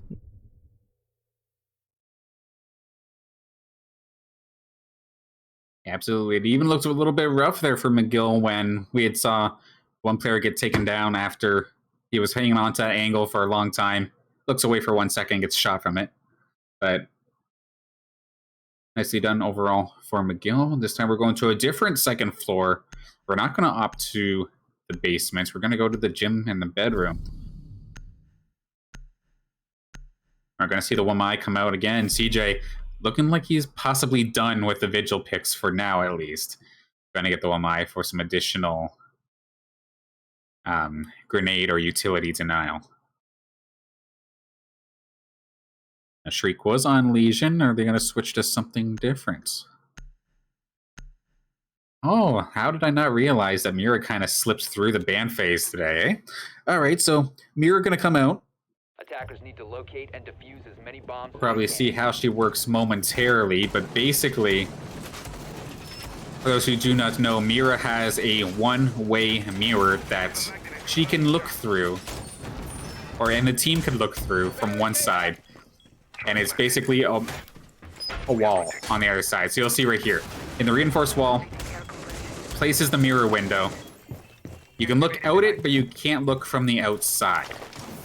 So what you'll oftentimes see players do is blow a hole right next to the mirror window. If you see somebody there, you just peek out, shoot them. They don't know what hit them. Obviously, the opposing team or anyone looking from the outside will know that that mirror window is there, but they'll never see the player behind it. They won't know if it's occupied or if it's just sitting there. They can definitely be irritating to deal with, which is why you see her banned pretty consistently alongside Echo. But getting through the bans this time to get rid of the Cade. So we'll see how the mirror works right now. And of course it's 6-picked, so St. Clair doesn't know that this is going to happen.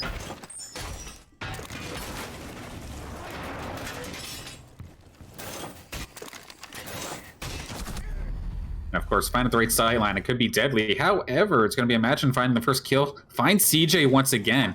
So CJ kind of getting shut down a little bit in this round compared to past little bit.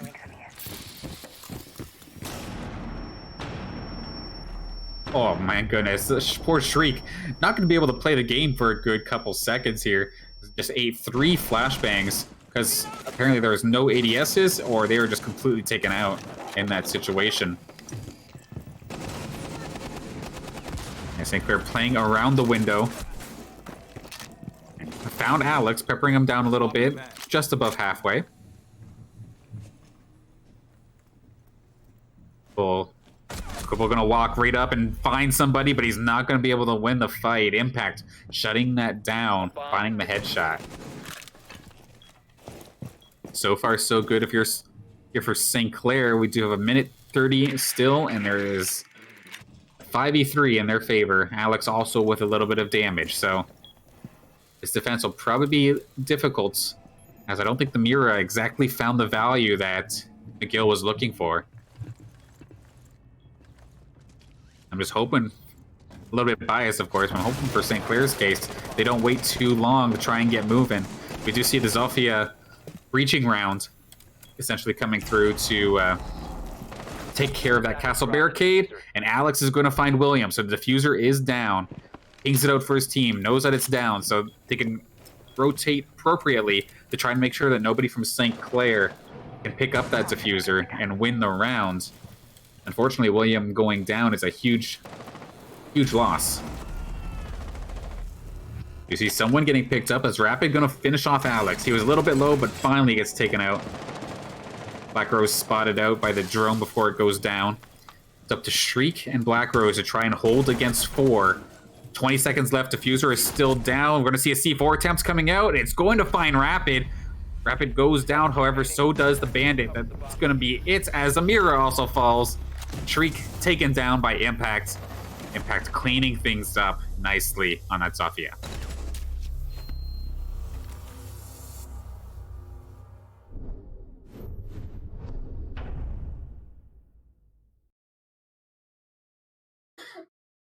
Yes, that play didn't exactly go according to plan on the side of McGill. However, it is halftime now, so we're going to switch things up. It's going to be St. Clair on defense.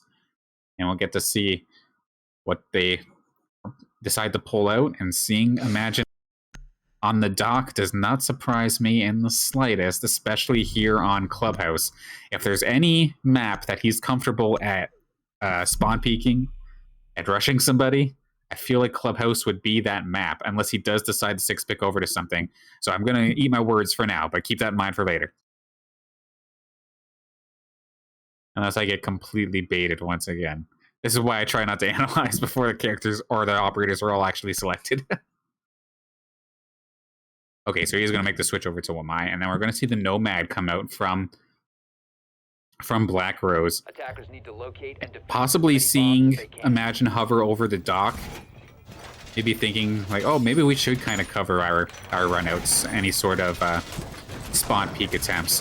And of course, the Nomad's air jab, a clutch gadget to be able to do so.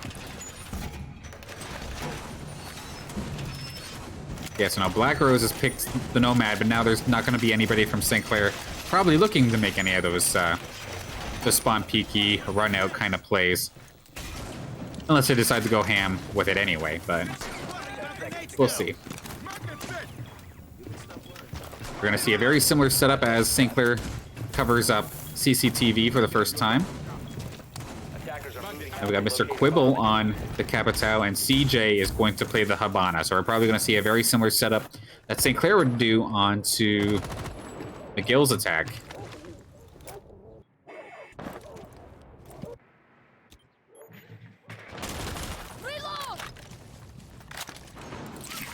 Shriek making his presence known as he opts to go towards the rooftops of the clubhouse. And it looks like Quibble and most of the other members of the team are going to follow him up there. Different angle of attack.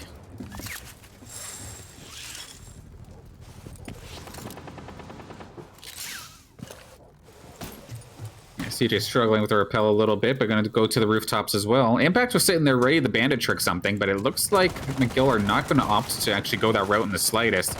Instead, take another way around, shoot out the camera while you can, of course.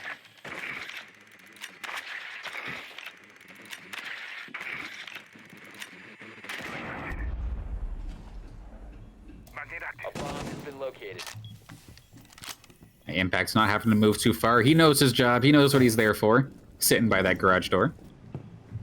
Or balcony door. Activate device.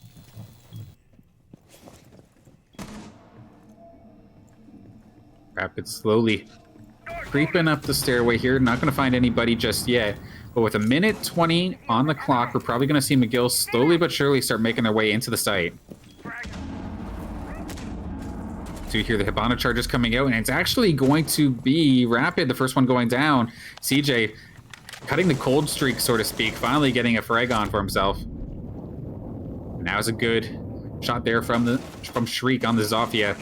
Another grenade, of course, being a stun grenade of sorts. Making it difficult to try and hold that angle. That might have been a brutal time for William to reload. As he peeked away for a second, that might have been his opportunity to actually try and snag the kill. They're going to Hibana charge his second one so that you can actually go through it. Back and forth firing. So far, Impact's a little bit of damage on, but otherwise, it's only Rapid who's down at the moment. CJ finds another one. Agent Tour and the smoke is off the table now. They can push these last couple seconds knowing they're not going to have to deal with the gas.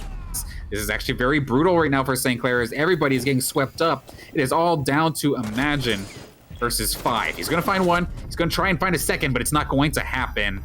McGill going to shut him down real quick. Shriek getting the final kill. And McGill getting a couple of rounds in a row now. Starting to get in the groove.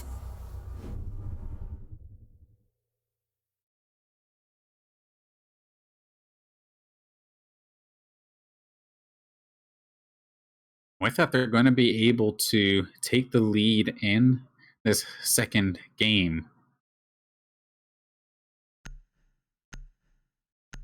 St. Clair going to opt for CCTV once again, and as of right now, we have Rapid on the Vigil, but I wouldn't be surprised if that gets 6 picked off to something. Seeing Imagine on Wamaya is a little bit odd. And okay, they're just going to switch it over to a more, I guess, standard, more safer pick in, of course, Jaeger.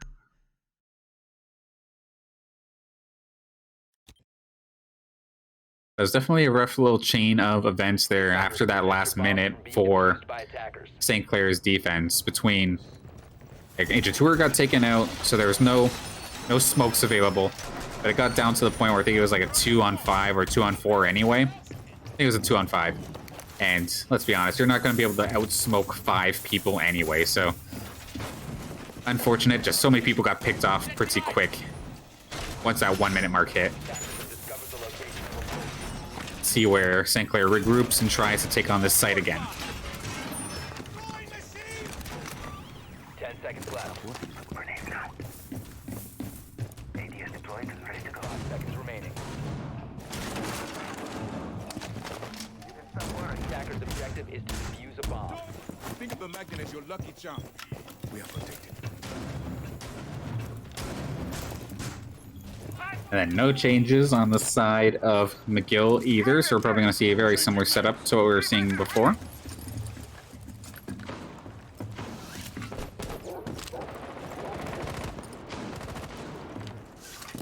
Loading mag. Yeah, once again, all of McGill taking to the rooftops to start off this push. A little bit unfortunate there for CJ, as that drone didn't exactly enter the window as I assumed he would have wanted to, but he can jump that drone in anyway.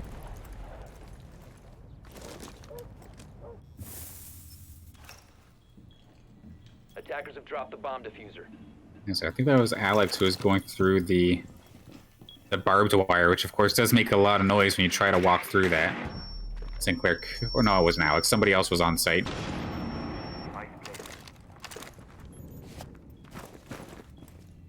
Impact doing the bandit tricking at this point. I assume that McGill are going to wait for Mr. Quibble unless they can get the angle to just blast him through the wall, which would be absolutely devastating. Impact going to be forced to move. Trying to figure out which way these guys are coming from, but unfortunately, because they're up on the rooftops, they can pretty much switch with their angle at a couple moments' notice. Covered the diffuser. A Quibble in position. They're going to fire to the top. Curious as to what they're going to try and do here.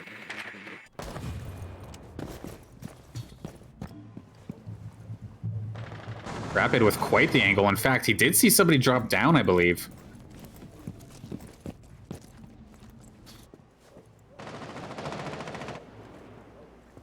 Minute left. Everybody is not only just alive, but not even touched at this point. This one is going to end, and it's going to end quickly. As we now see the breaching charge come out from the side of McGill, opens up a hole that they can charge through. Shriek is downed but not out, but should be able to bring himself back up due to her gadget. William going to find the kill onto Black Rose. CJ going to answer nice and quick, though. There we go. She is going to be able to get back up into the fight, but at extremely low HP.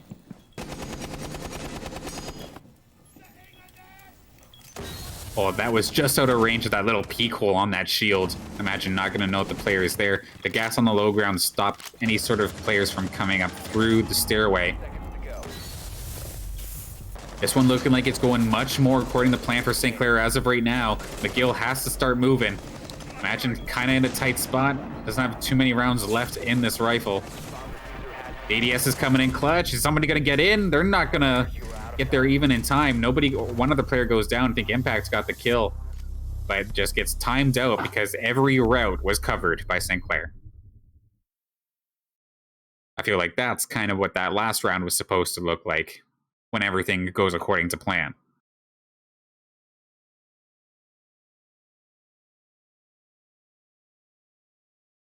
And we see Agent Tur flashing the Maestro pick. What exactly is his utility? What does he do?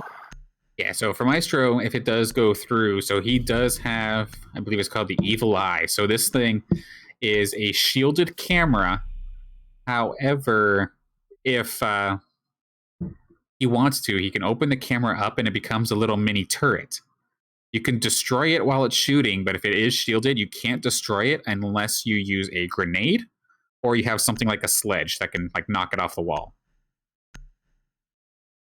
And then the shots that Maestro does can also disrupt planting the diffuser. So if you wait till a last second situation and the Maestro camera is in sight of the person that is diffusing, just pop them once and they can't diffuse and they lose the round. So it's like a stationary yokai drone in a sense.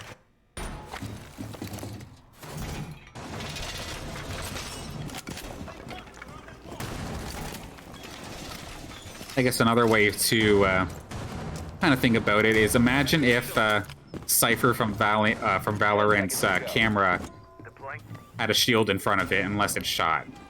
That's basically it. Except it doesn't actually expose position. Alrighty. Unrolling razor wire. Alright, so a little bit of a switch up. Now that we're at the basement, we do see Impact on the Pulse instead. Imagine switching over to the Legion with, of course, those needles, which makes things difficult. And there is a lot of, like, last-minute stall diffuser stopping here from the side of St. Clair. However, a lot of damage is being thrown out pretty quickly. Not sure where these explosions are coming from, but Agent Tour has some damage, Impact has some damage. And especially Agent Tour, you can't exactly use your camera if you're dead, so you want him alive. Imagine going to find one, but it is going to get traded out real quick. Black Rose is going to shut that down. Impact spotting, I think, one or two of the players. Do hear the Hibana charge coming out, so that'll probably be taking down a hatch momentarily. There it is, right on the ping. The hole's been blown through. William on site, ready to catch anybody who drops down, possibly.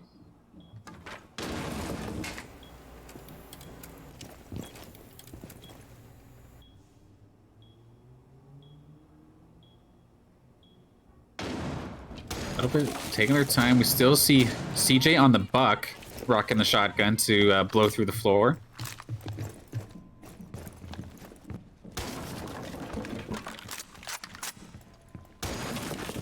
Looking to find a cheeky angle on one of these St. Clair players.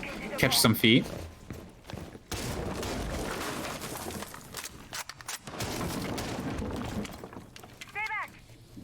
Oh, he's looking... he's really trying hard to try and find somebody here. But either way, it's... even if he doesn't find the kill, he's making it extremely uncomfortable right now for St. Clair. Minute left on the clock. Impact is nearly taken down. Less than probably 10 HP. Agent just about 50% down. Imagine, of course, is down and out.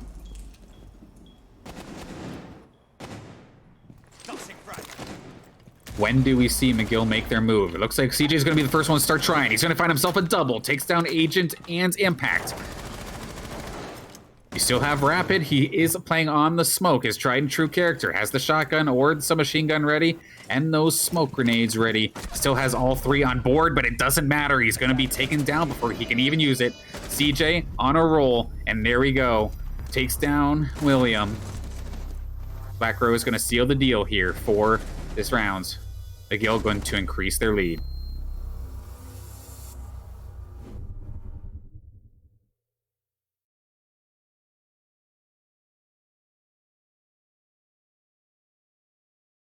As of right now, looks like St. Clair's just going to try the same site, possibly same picks. Unless there's a possible 6 pick, which we'll see very shortly, of course.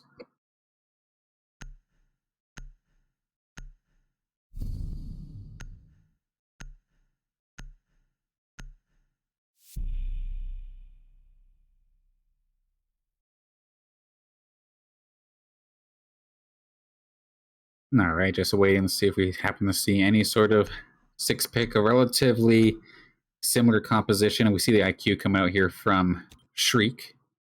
And no 6 picks, we're going to go right into it. Attackers need to locate and defuse bombs. The pressure's starting to boil here, I think, for St. Clair, as of course, with it being a best of 3, they can't let McGill get 2 more round wins here. Otherwise, that is not only this round or this game, but that's the match. And I'll give these teams credit. They've been putting on quite the show. A back-and-forth battle here on both maps so far.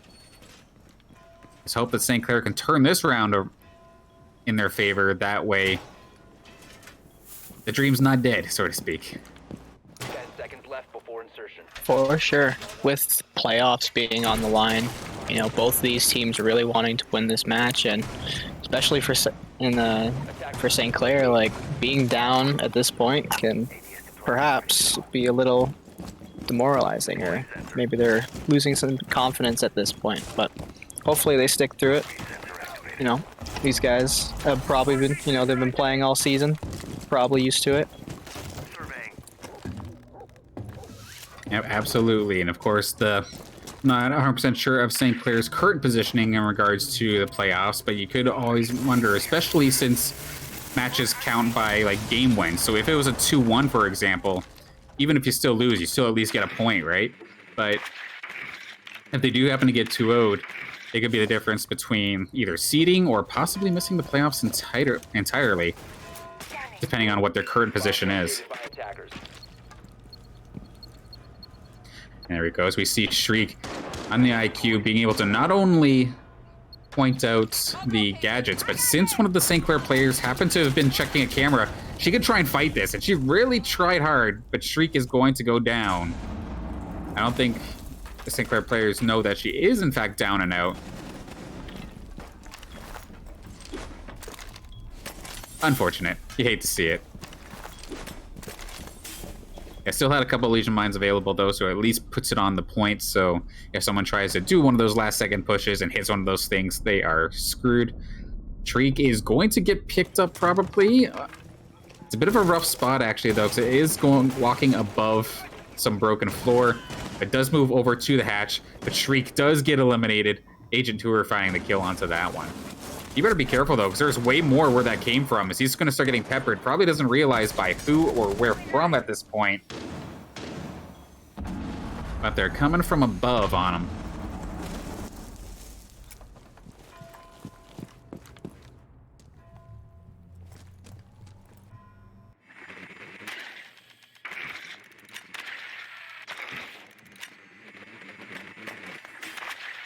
CJ taking it slow, gonna try and... Oh, he's just gonna use the little hole to peek through, and does find Agent Tour. So if he's not careful, he could be taken out real quick. They're gonna open fire, but I think Agent has moved at least far enough away to not be in range from that angle specifically, but somebody else is gonna be able to clean him up. However, it's gonna be answered right back. Yeah, Agent is down. However, St. Clair have been able to essentially use him as bait and get themselves a triple off of it. However, Black Rose now hopping down onto site, going to try and clean up house here alongside Alex, as Alex is putting the diffuser down.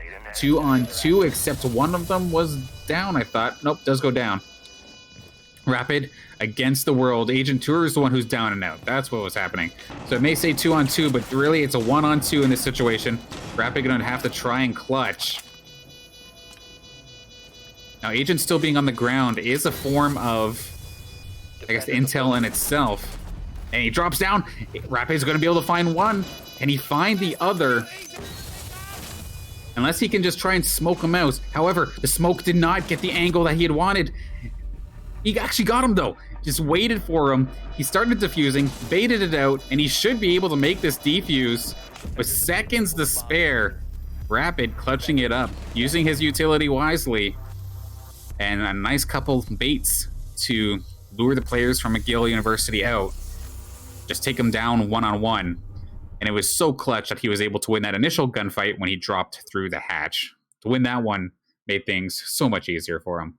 Nicely done, Rapid.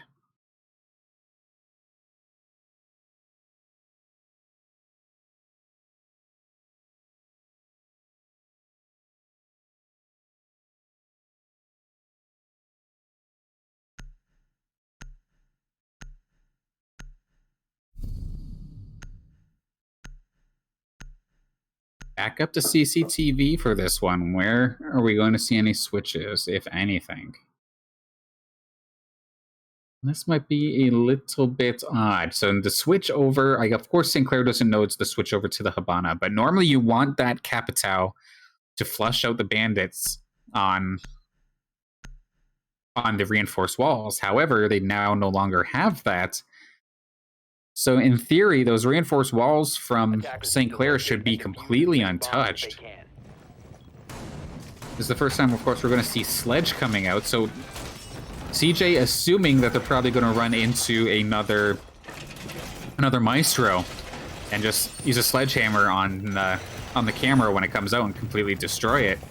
But that is not even going to be necessary. That sledgehammer is just going to be a soft breaching tool, which of course still very useful. But if he had picked Sledge for a specific thing and that thing is no longer available or not on a table, it could have bamboozled them, so to speak.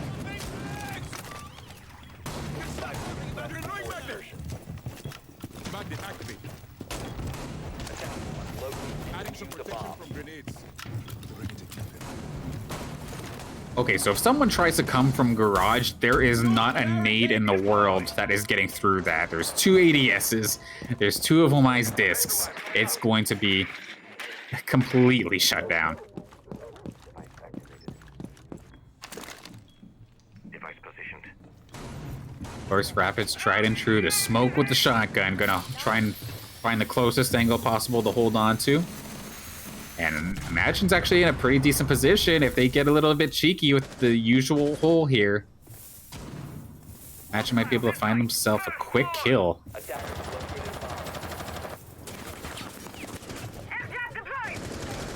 And opts to go away, but they have no way, I think, in order to plow through that balcony door. So that is completely locked down. Agent 2 are taking a little bit of heat, down to less than a quarter. Someone's gonna peek. Agent does find him, puts a little bit of damage onto Shriek, but not enough to take him down. Also just above a quarter. Unfortunately, that is an elusive drone. It is gonna escape, and Rapid, with the shotgun, as usual, takes the kill onto CJ, but Shriek is gonna win that gunfight against Agent Tour. So the Jaeger off the board, but at least those ADSs are already planted. The value is still there.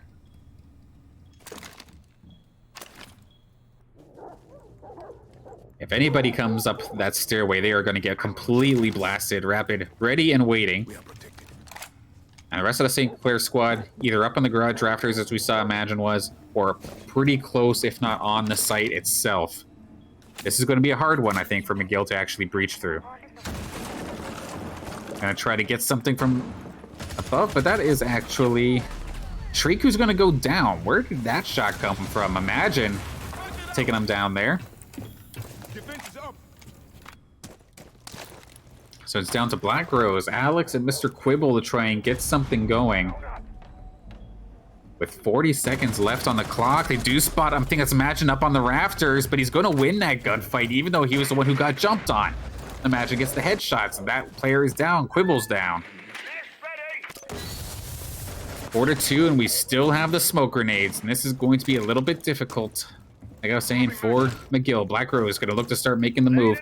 Alex has the diffuser, does spot one of the players, but then he walked into the smoke, completely blurred his vision, and does not know where he's shooting at this point. Walks right into the line of fire. Actually going to find another kill.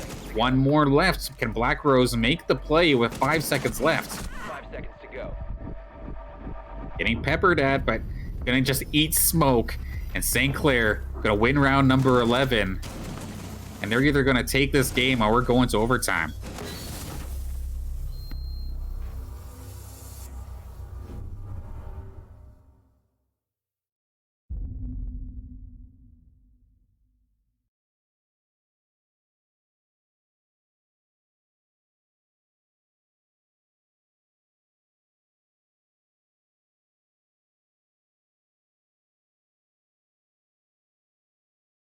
Oh, it's this one is all on McGill now because they need to bring this to 6-6 to start off overtime.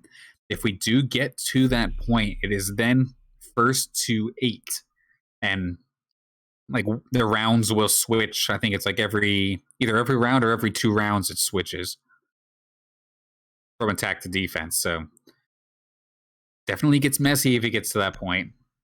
We're gonna have to 6 pick over to the Ash. CJ, as always, looking to get aggressive here on the attack. Attackers need to locate and defuse bombs.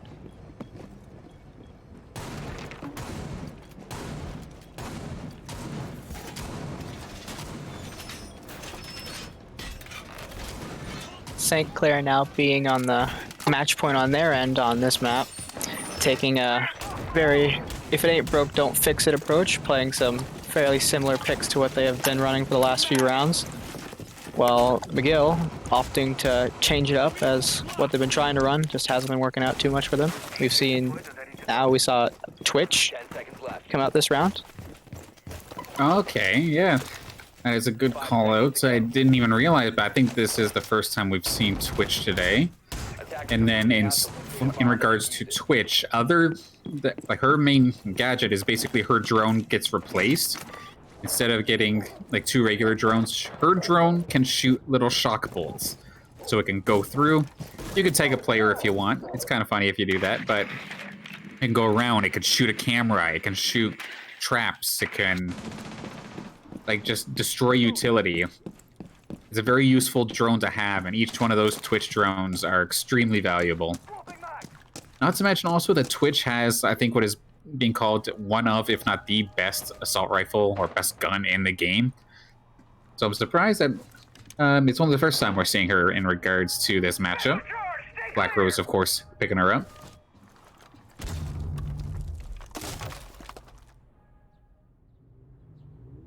Imagine's got quite the aggressive position here on defense. I'm curious if we'll see him run out at some point. Expect Mr. Quibble is going to walk right past him. Does see the holes there. He does try to take a shot through, but Imagine actually retreated just in time.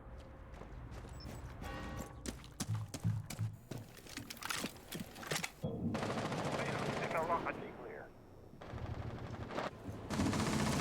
bomb has been located. Throwing flashbang. Deploying shock load. Clear the blast. And there's the breaching rounds going to blow a hole in that wall. So that is a huge angle now that CJ can cover. Allow his team to get in here. We do hear, I believe that was the endothermic charge coming out as well. Another big hole getting blown through somewhere. Changing mags. All right, that's where it was, right there at that hatch, I believe. Well, Spotsum's going to try to take the fight, and William is going to take down Black Rose. The Twitch is off the board.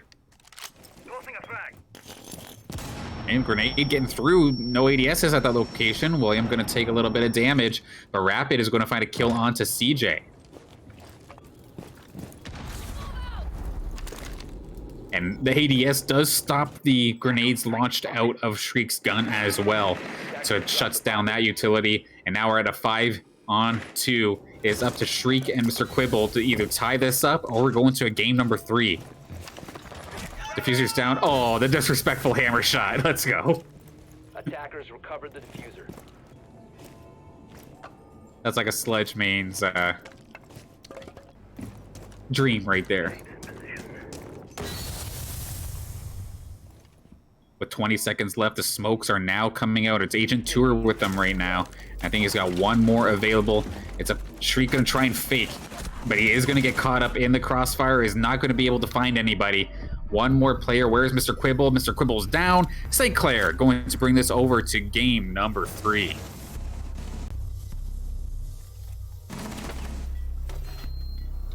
Yeah, St. Clair with some very solid, clean, and decisive rounds in the final moments there of our second match.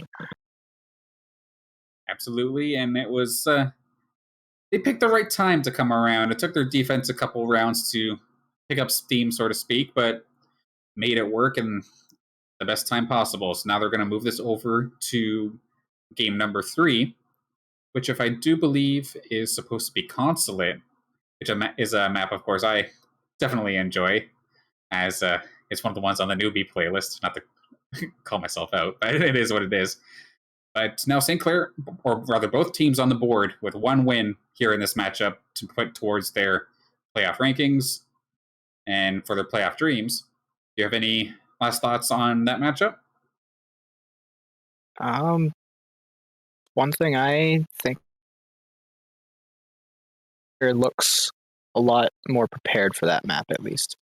They had more clean rounds than they did in the first map. It was a lot. You saw a lot more rounds where St. Clair had all of their members alive. The strategy worked out more often than on like the first map, where you saw a lot of situations where it was coming down to a 1-on-2 or 2v2, where it was just a little bit of a cluster where you didn't really know what was going to happen. Yeah, it's much better when you can actually resort to your matches not being forced on a last minute play and just having the strategy that works and being able to take them down one by one and still have at least 3 or 4 members still alive, if not more. And yeah, St. Clair definitely got the upper hand in that one. And that was a good call out that you had said in regards to Clubhouse it seemed like they're more comfortable. You're absolutely correct. They basically played Clubhouse about at least every other match, if not every single match. It's a pretty well-liked map. And meanwhile, Border gets banned out most of the time for the most part. We had seen it a couple times this season, but nowhere near as much. So that was a good call out. In the meantime, just awaiting for game number 3 to get started. We'll be back within 5 minutes for the decider between McGill and St. Clair. Stay tuned. Hopes that you keep them for yourself, and know there was a time when we never let go, never let go. Ooh, we never let go. We can figure this out. Put your feet down.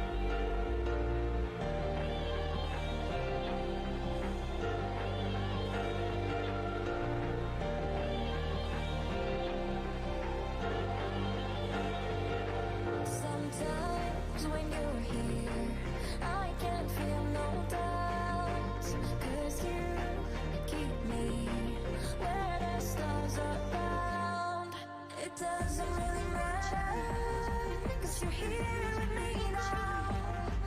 It doesn't really matter, 'cause I feel so free now.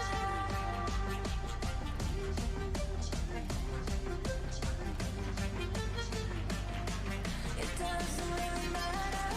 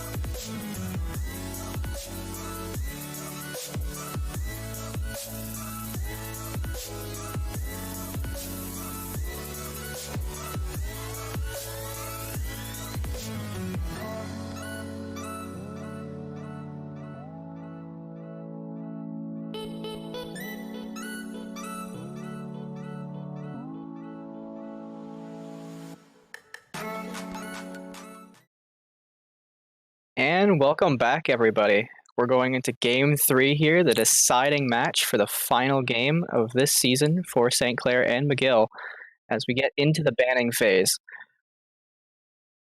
All right, definitely looking forward to this one. Consulate, of course, like I was saying before, it's a map I'm a little bit more familiar with. However, I'm guessing in regards to the bans, we'll probably see Thatcher go pretty quickly. I'll see momentarily. Hey, how about that? All right, so Thatcher down. This extra attacker can be essentially anybody at this point's personal preference on the side of McGill. In regards to the defensive bans, it'll probably be your two tried and true. You'll probably have Mirror and Echo for sure. The chatting game's kind of funny to look at, but we do see Blackbeard being taken off the table here from McGill. Once again, do not want to deal with the big guy with the big shield on his assault rifle.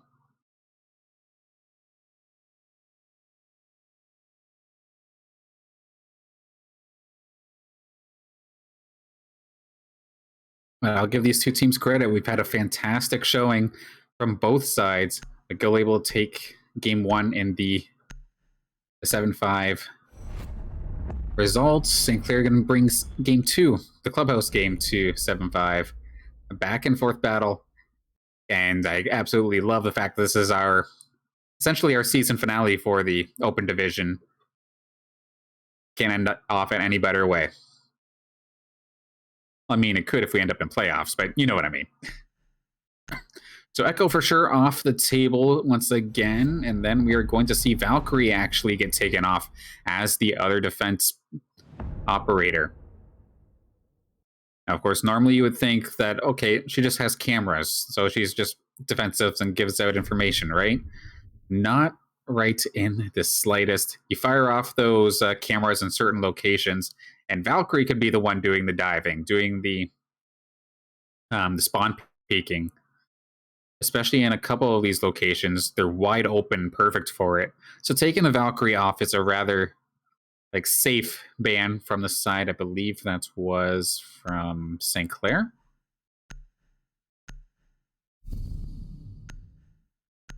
Now, this would be interesting. I don't expect the frost to actually be locked in, but I would love to be wrong.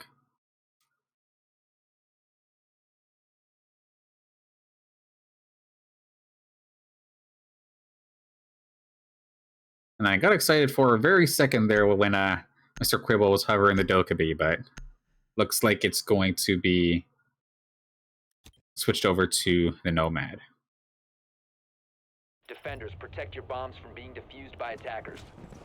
All right, game on. Game number 3, the decider between St. Clair and McGill. We've got St. Clair on the defense to start things off. It looks like the Maestro is going to make a return here. This time it's going to be Impacts playing it. Agent Tour on the Smoke. Imagine on the Mozzie. William on the Jaeger.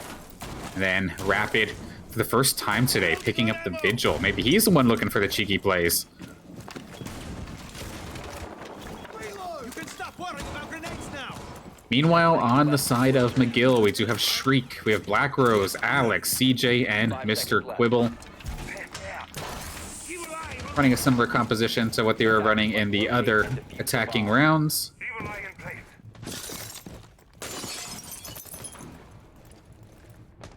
I do see Imagine with an aggressive spot to start off this defense, looking for anybody coming through the back corridor. But nobody coming from this direction, so he'll probably have to rotate at some point here. Unless he decides to make a run for it, but if you don't see anybody, I don't know why you would.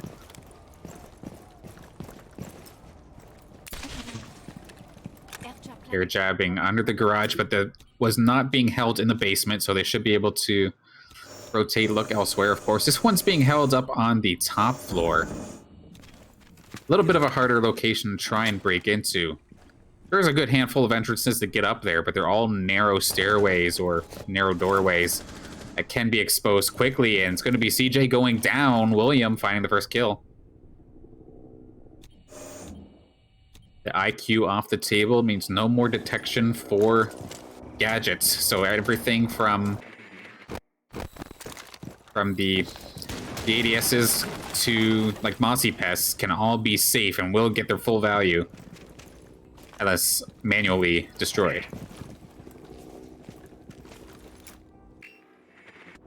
The Black Rose starting to make his way up, using his drone to get some scouting information. Yeah, definitely taking their time. Finally just like figured out that it wasn't on the lower grounds. However, there's a roamer, heads up, diffuser down in the stairway. Rapid being super sneaky with that Vigil. Getting the takedown as well as the diffuser down is actually humongous to start off this game.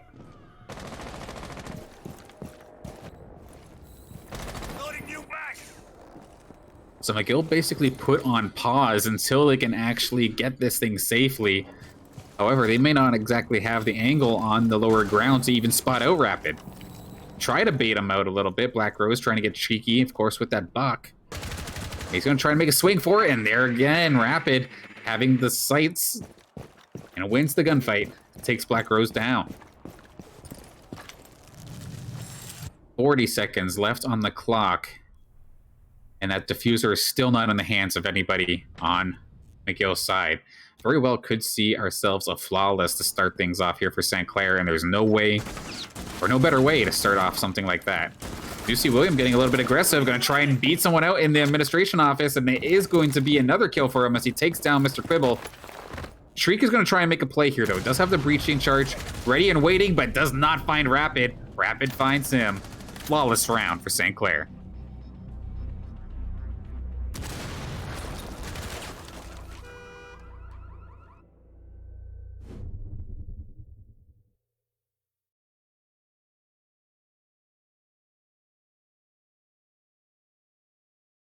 It's an absolute fantastic way to get things started off in this final game of the match. Now, second floor off the table, I believe the ruling is that you can't go back to a floor or a site that you won on until like another 2 rounds. So you win and then you have to wait 2 rounds to go back there, I believe. Somebody in the chat, feel free to let me know if I'm wrong, but I believe that is the case. And with that, we're going to go to the garage, the cafeteria. So this area is a very common spot for either like The main garage door itself is a huge spot for like thermite charges. So you'll be seeing Rapid on Decade trying to set things up to stop that breach from happening. Because if that main wall doesn't go down, it feels almost like Clubhouse, wherever on CCTV, when everyone's trying to bust through that big balcony door. It's a pretty critical spot, so bust that open, you'll have all eyes on the site. If not, you're going in, Attackers have located a bomb. not blinds, but pretty close. There's not much else to try and get in there other than the hatches. But even then, the hatches only give you so much vision. I saw a rotation hole come out here for St. Clair between sites.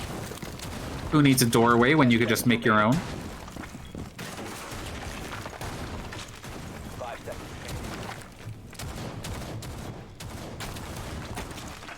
Objective. Use a Swapping mags! Now, it may seem weird. It's like, okay, that hole was barely big enough. Why bother keep shooting it? The guy was walking through it. If it's one of those situations where you have to make a very quick rotation and you get caught on one of those walls, you definitely feel silly, that's for sure.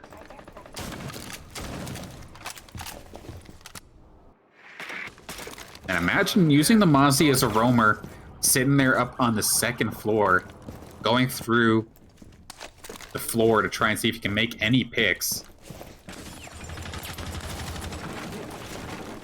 And now McGill opting to enter from the high ground, it looks like. Currently repelling, possibly thinking about a window. Hello, drone. Hello, C4. Not gonna make the kill just this time.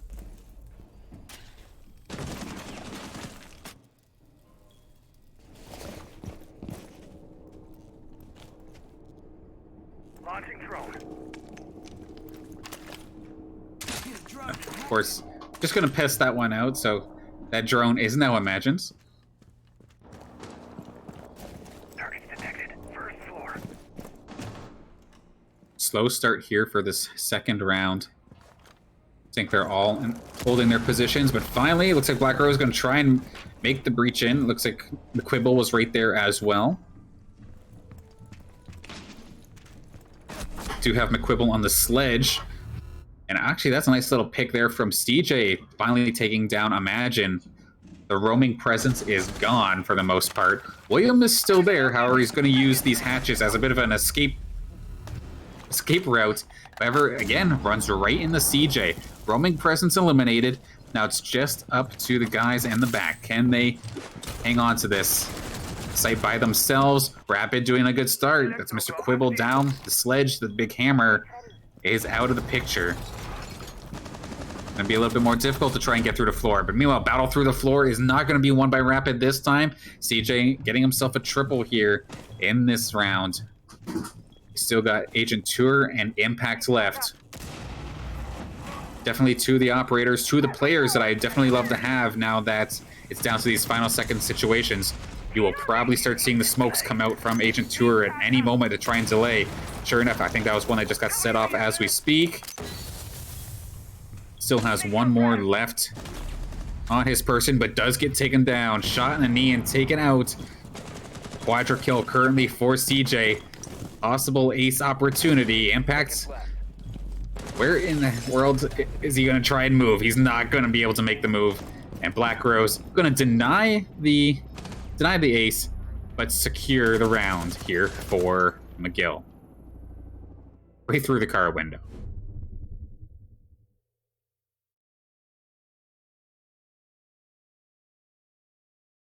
Looks like St. Clair's going to opt to try that one again. The cafeteria and garage, one of the, if it's not the first one you go to, it's probably the second favored defending position on this map. Now it can be a little bit weird. I know one of the sites on Consulate, you're basically defending the front lobby, right outside the front door, and that one is a little brutal to try and do, so that one's basically written off.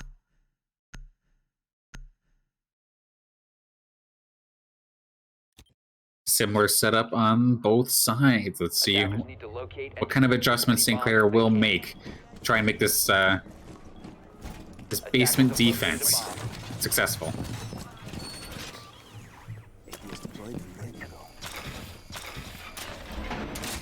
Sweet ass, grabbed a stranger.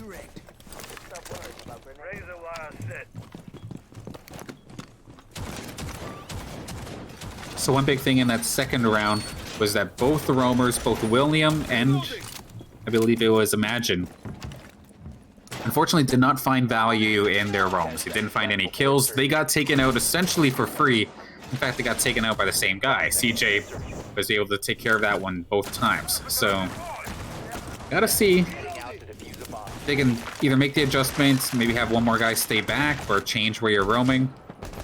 Or if it was just a matter of a gunfight gone wrong. We shall see shortly. So we see Imagine looking like he's going to play in the very same spot from last time. Meanwhile, William, also on the roam, just at a much different position.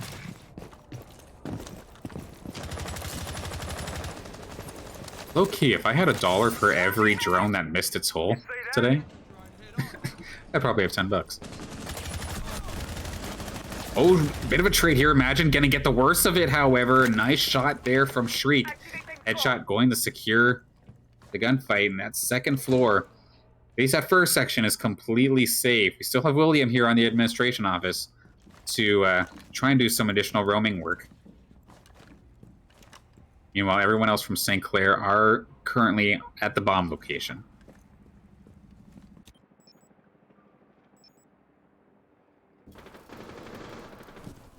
It definitely would not be a St. Clair match without Imagine whining one way or another. Am I right, people? But anyway.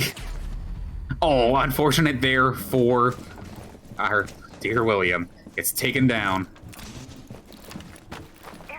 Had the right peak, but unfortunately there was two people right there. Now these breaching charges going to make it extremely difficult for St. Clair to hide. We see Rapid going to try and make a play with the C4. Fires it off, not going to make any contacts with anybody. He is just in an absolute world of hurt right now. Flashbangs for days. We're going to hit him, so thermic charge blow through the garage door right now. So all eyes are on Rapid. He does see that somebody is there, but he also has to watch that garage door. He's right there in the front lines. Oh, sees a foot. He's going to get the shots. He gets a couple, but he gets tagged. There's another person just outside the door, but thankfully did not see him this time. Minute left on the clock, but right now McGill is putting on so much pressure. Rapid gonna try and make the one shot work. Gets it, but he is gonna get traded out. Actually, catastrophic move there from Mr. Quibble. Accidentally grenades his teammate. So Shriek is down.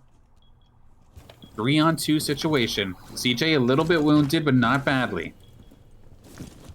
Very similar situation as to last time. Agent Tour and Impact, the last ones alive to try and clutch this one up with 30 seconds left to go. No shot sailing over Impact's head. Thankfully, I don't think they realized he was there. Can Impact find a sneaky shot? He's going to grenade them. That did so much damage to Alex, but not enough to take him out.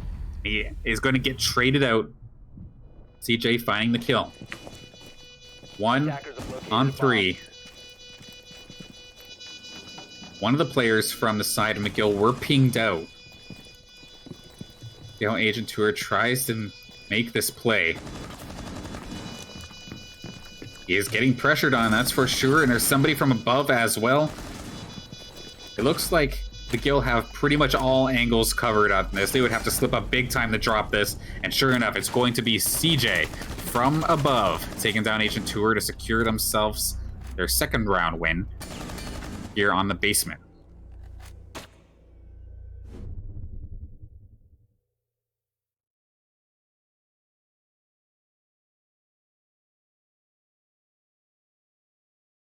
Yeah, so now that St. Clair lost 2 rounds, they can go back to the floor that they had won on. So we're going to go back up to the second floor, the console office, or the meeting room, respectively. Now, of course, that was the area that Imagine was kind of covering during his roam. It looks like he's going to switch over to Elysian this time by. This could be interesting if this actually gets locked in. However, that is a bit of a troll pick. Yeah, it does get switched over to the IQ. No Nook today.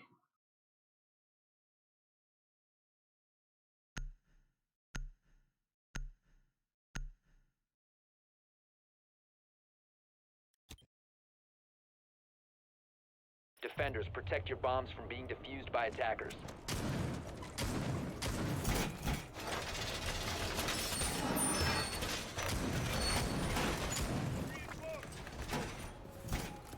Yeah, so the first round when St. Clair went to this site, it was successful for them. Or they got their only win here so far.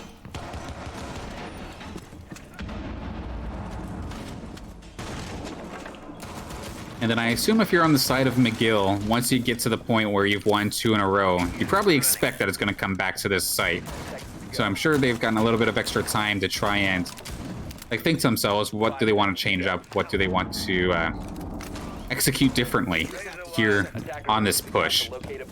As setup is complete, let's see what McGill has up in store.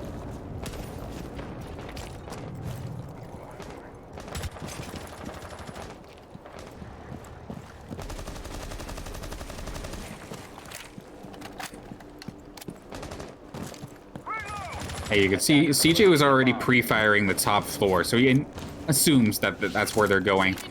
And looks like most of the members, or at least a couple of the members of McGill, are going to opt to do some rappel play or some play from the roof. You see Mr. Quibble rock that sledgehammer to take down the window. A utility being fired in at the moment, gonna try and get a jump on somebody. Impact in the background is down but not out. Got picked off from somewhere. Has found himself a little bit of a retreat spot, but there is somebody just repelled on the outside. Oh, the run out actually coming out from St. Clair. Imagine, tried and true, always looking for the aggressive play, and that's exactly why. Catches Mr. Quibble on his rappel, and he's basically a sitting duck right there. Bruh is absolutely right. Now, Impact is about 10 seconds or so from being taken down. Getting very close. Nobody, not even an opponent, is anywhere nearby. And meanwhile, the diffuser actually got planted. C4 comes up. Rapid dials one up. Takes down Alex. He got the diffuser down, but he is going to cost him his life. Looks for the peak, however, gets matched up. It's going to be William taken down by Shriek. Now it's just the lone Rapid who's currently coming up from the first floor. Does spot the one player. Going to look to try and take the gunfight with him. Does not exchange damage either way. Slowly but surely making a run for it. Has basically 2 or 3 players on his tail. He's going to win the gunfight versus Shriek at least. And he's just going to opt off for that single kill. And it's going to be McGill going to further their lead here as they go up 3-1. Attacker mission successful. Adjustments were made here on that point. Not going to let St. Clair win there twice.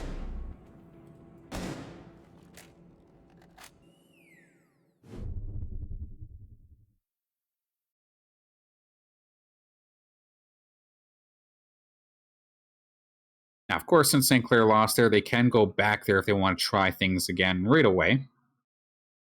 It looks like that's what they're going to do.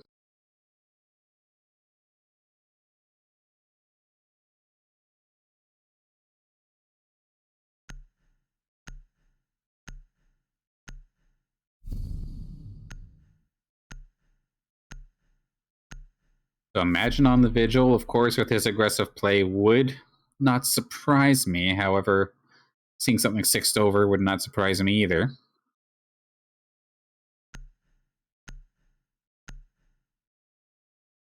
And it's locked in, so imagine on the Vigil for, I think, the first time here today. Some other players from St. Clair and McGill were playing it earlier, but first time for Imagine, I think.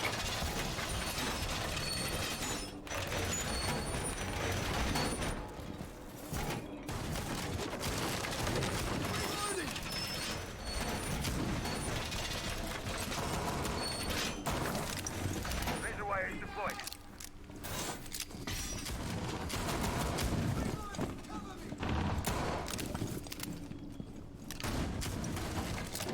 So that last round definitely started off a little bit weird. We don't know exactly what happened, but I believe it was Impact. Taken out extremely early, was down and not out. Like, not killed off, but he had lost his position, lost his ability to shoot. Very early in that round. And McGill were just able to essentially capitalize shortly after. Yes, Imagine did get the run-out kill, which was good, but it only trimmed off one. And I think that was the only kill that happened during that round for St. Clair. So, a little brutal. RED active. As we now Bomb has been begin the located. attack. Detected a bomb. Yeah, McGill know where they're going, so no surprise there.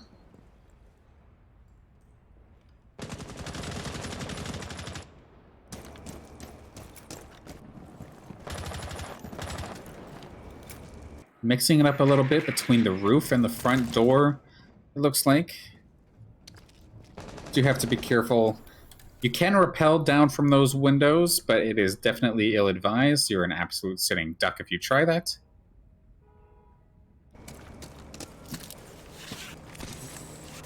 Going in from the side is a little bit better, but you still, of course, have to watch out for any sort of run-out.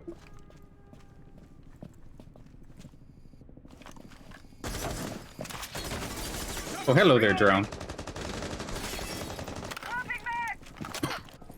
So a couple of the positions of the St. Clair players are exposed at this moment. Nice shots through the wall. Of course, player from McGill's side does not realize he got the hit, but William is down to almost 50 HP after taking those shots through the wall.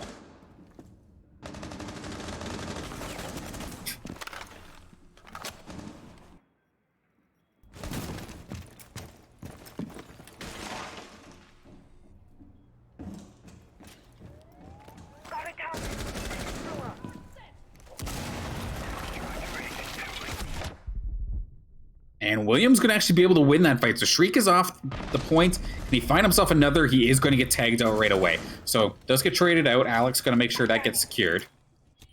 4 on 4 as we get down into the final minute of play. With 2 members up on the rooftops. And he gets kind of spot out. Thankfully for him, he's not going to get taken down just yet. Agents looking out the window. Don't know whether it's to cover it or if he's thinking about doing something cheeky. There we go. Agent finds CJ. Takes him down. Alex is being a little sneaky, however, though. The C4... Oh, no, that was a grenade, I think, coming out. The smoke grenades are coming out. Alex is going to get peppered, but his job is done. He's gotten the diffuser down, and now it's actually a huge grenade from Mr. Quibble. Takes down Agent Tour. Now it's a 2 on 3. The diffuser already planted. And then Impact is not one of the players alive at this point, so he cannot use his turrets either. It's up to Rapid if he can somehow clean this up. He somehow finds himself a double. Can he find Black Rose, however? And where is Black Rose? He got kind of caught on the wall, and sure enough, last second, Black Rose is going to be able to shut down Rapid's attempt at the defuse. And they're going to continue to gain this lead.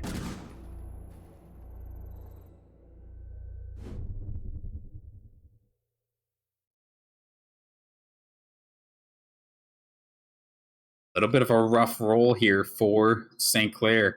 Got that first point and has not gotten one ever since.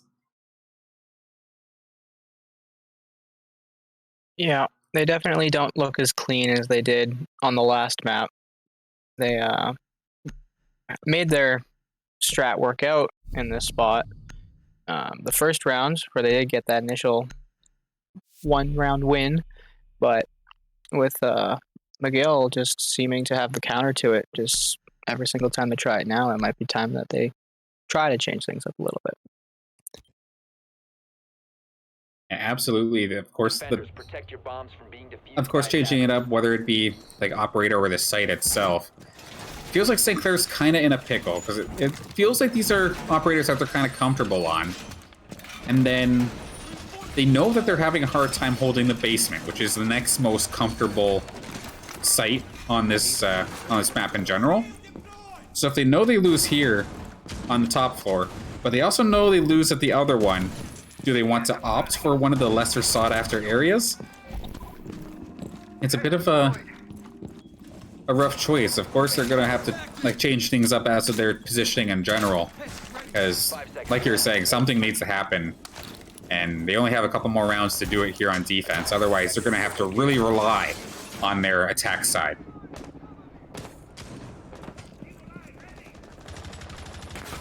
Of course, they must be saying to themselves, we're an attacking team, right, guys?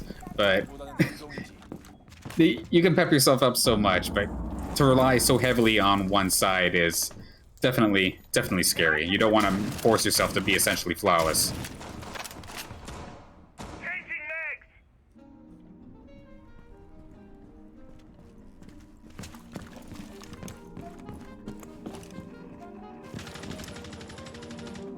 Okay, imagine on the move, looking to get aggressive here on site. Or a little bit off site, rather.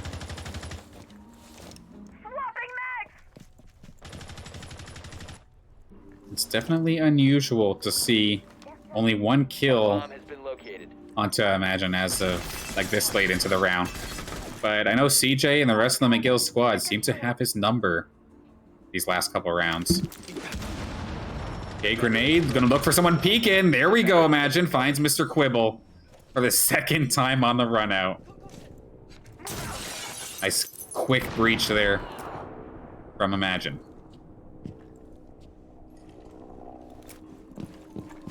Scanning. Stay sharp. Slows down a little bit, however, it's going to be Shriek finding a kill onto Imagine. Roamer down. He got his one. And then you hate to see that Shriek. Okay, shots fired. William not 100% sure where these are coming from.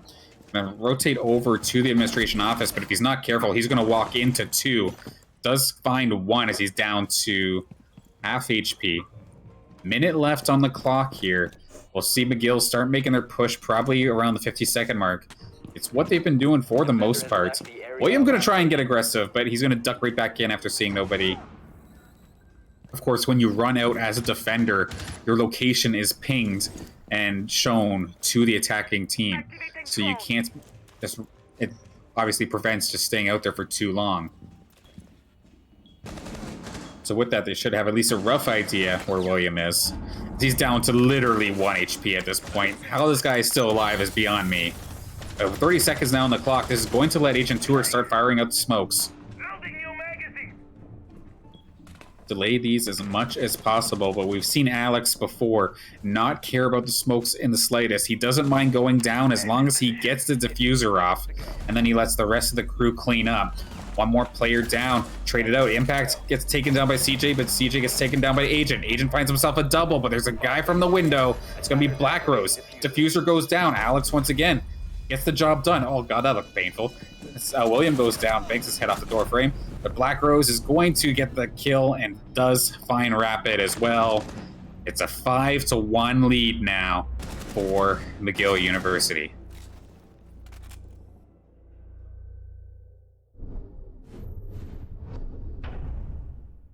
All right, halftime. It's now St. Clair's chance to try and attack on this map. And they basically... They need this to be pretty well flawless at this point. They can't allow, well, one more round if they don't mind overtime, but two to completely drop off this match.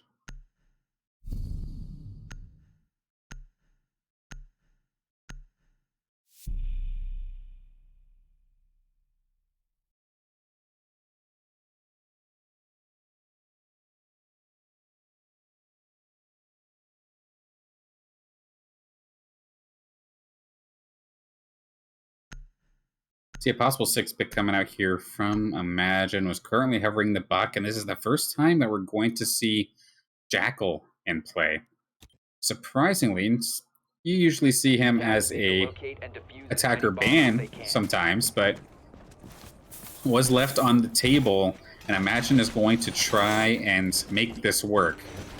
So with Jackal specifically, for those who don't know, he can spot out the footprints of the defending team, and depending on how fresh they are, will determine how many times that their location on the map gets pinged out. So for a brief moment, he'll be able to see where one member of the defending team is at. And I think he gets to do that 2 or 3 times, I believe, with this gadget. Attackers are moving out to locate a bomb and defuse it.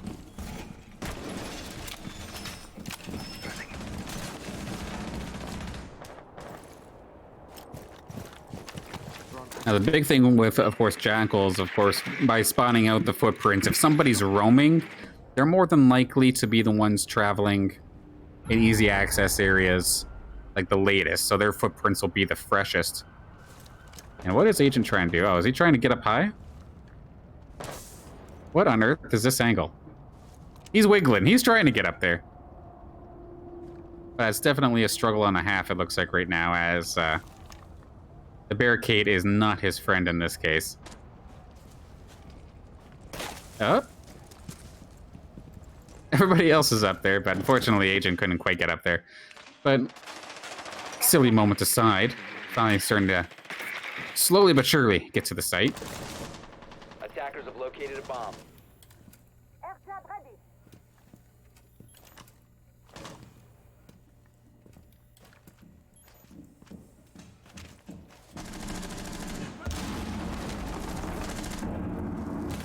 Okay, he has blown through the hatch completely, and they try to catch St. Clair by surprise.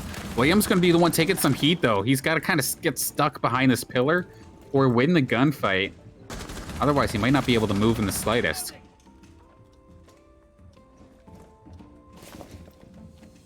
Oh, the moment he looks back, there's somebody there, and he's going to get taken down. And of course, William does carry the diffuser, so someone's going to have to come back and get that thing, unless they decide to try to win this via kills specifically. This is a very rough spot for St. Clair to put themselves into. One thing that has me extremely curious is St. Clair was bunched up initially, but now they were so spread out that William somehow got stuck all by himself. That's very unusual for St. Clair's play. You see them all kind of forced to retreat now, in position to try and get that diffuser. And Impact's getting peppered. Imagine trying to find a footprint or something to help him get himself a pick, but nothing is exactly falling in his favor right now.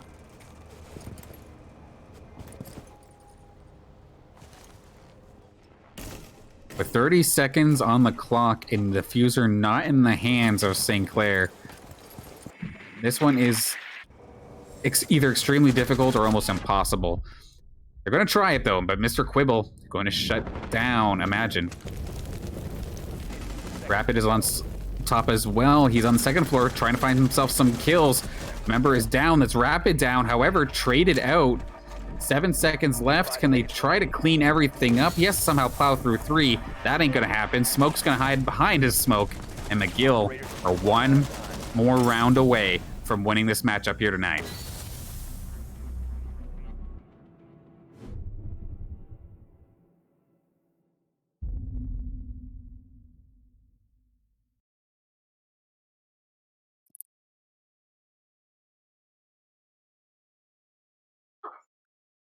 Now or never here for St. Clair. Could see something completely different. For Glory strategy.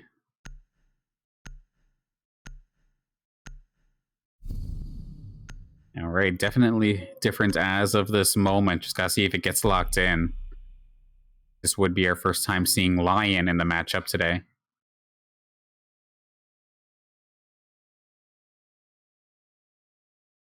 The only one not checked in. We do see a 6-pick on the side of the defense. McGill switching over to nothing. Okay, they do decide to go for the Cade. And Lion is locked in. So just to explain real quick, the idea here is it does look like a bit of a setup almost for a rush, if you will. But with Lion specifically, his ability, his gadget is red light, green light, basically, where he'll turn on his gadget, it'll make a little bit of a noise for and an icon for the enemy team. And if they don't stop moving, they will get their location pinged out. So they will get, like the St. Clair squad will know where the player is, at least for the moment. It doesn't, the ping doesn't stick on them, but it'll say like, oh yeah, at this time they moved, they were right here.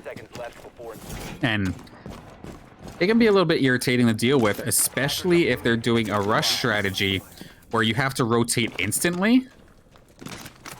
It could work, but it's going to have to be flawless. It's not exactly super common. As we see Rapid with the Twitch drone, taking a look, trying to see if there's any sort of Cade charges or bandit charges. It's going to try and bait out the Cade charge. However, I don't think the Cade was there. Here comes the first lion call. If anybody moves at that point, they would have been pinged out. Endothermic charge going to blow through the wall uncontested. So St. Clair getting the big door open. However, Rapid put himself in a really rough position.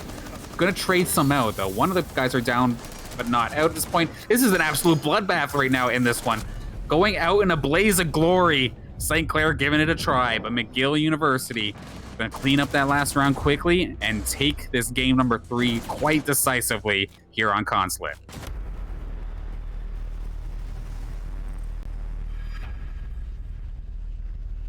I like how we go from matches that go all the way down to the last 30 seconds, and then they make the push to never mind, just slam on the gas and go for it. But a valiant attempt there from St. Clair, sadly, did not go in their favor for our side of things. However, the playoffs are definitely still up in the air. As soon as I figure out the results in regards to what happens to the CR6 playoffs, of course, be sure to just check on the Saints Gaming Twitter page, as that's where it'll be posted for sure. Yeah, with that, St. Clair do fall today to McGill University in 2-1 fashion.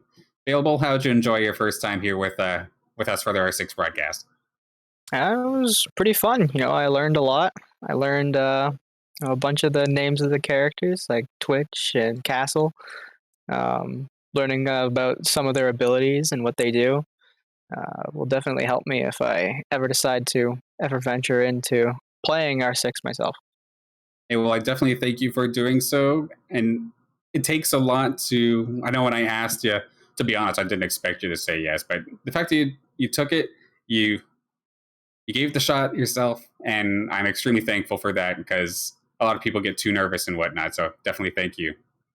And hopefully we'll have you on again sometime soon. I know there's a lot more content going to be coming up for us here at Saints Gaming CA, because NACE have announced that they're going to be doing a couple additional tournaments. Their main season is done. However, they're going to be doing a couple additional tournaments. I believe it's for Fortnite. Overwatch was one of them, so you'll definitely hear from me for that one. And then Rocket League has one, and there's one additional one. It might be League, I can't quite remember. But again, if you have not done so already, be sure to follow Saints Gaming CA's Twitter, because that's when you'll see the schedules as what's coming up. And if you have not done so already, of course, be sure to follow the channel here on Twitch.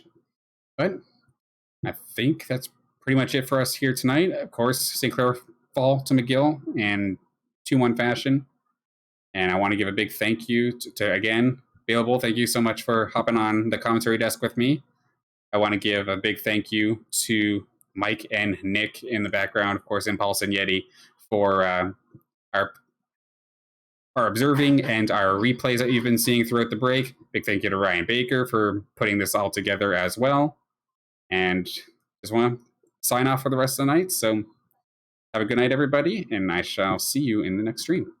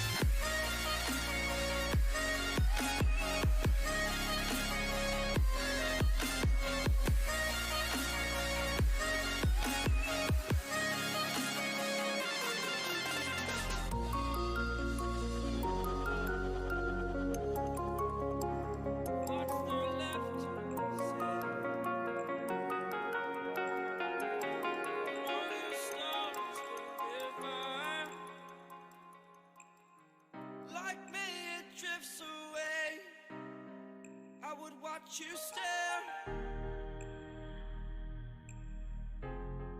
I would watch you stare. Oh, but there's no one there. We can figure this out. Put your feet down.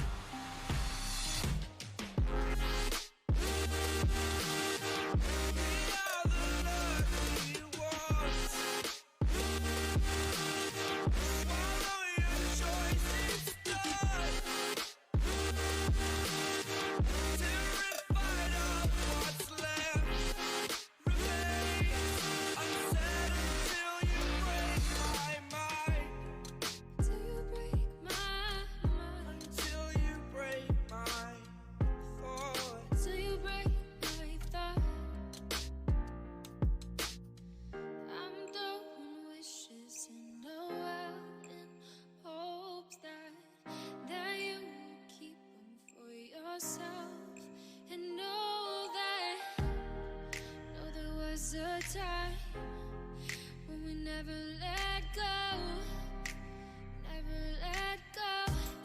Ooh, we never let go. We can figure this out. Put your feet down.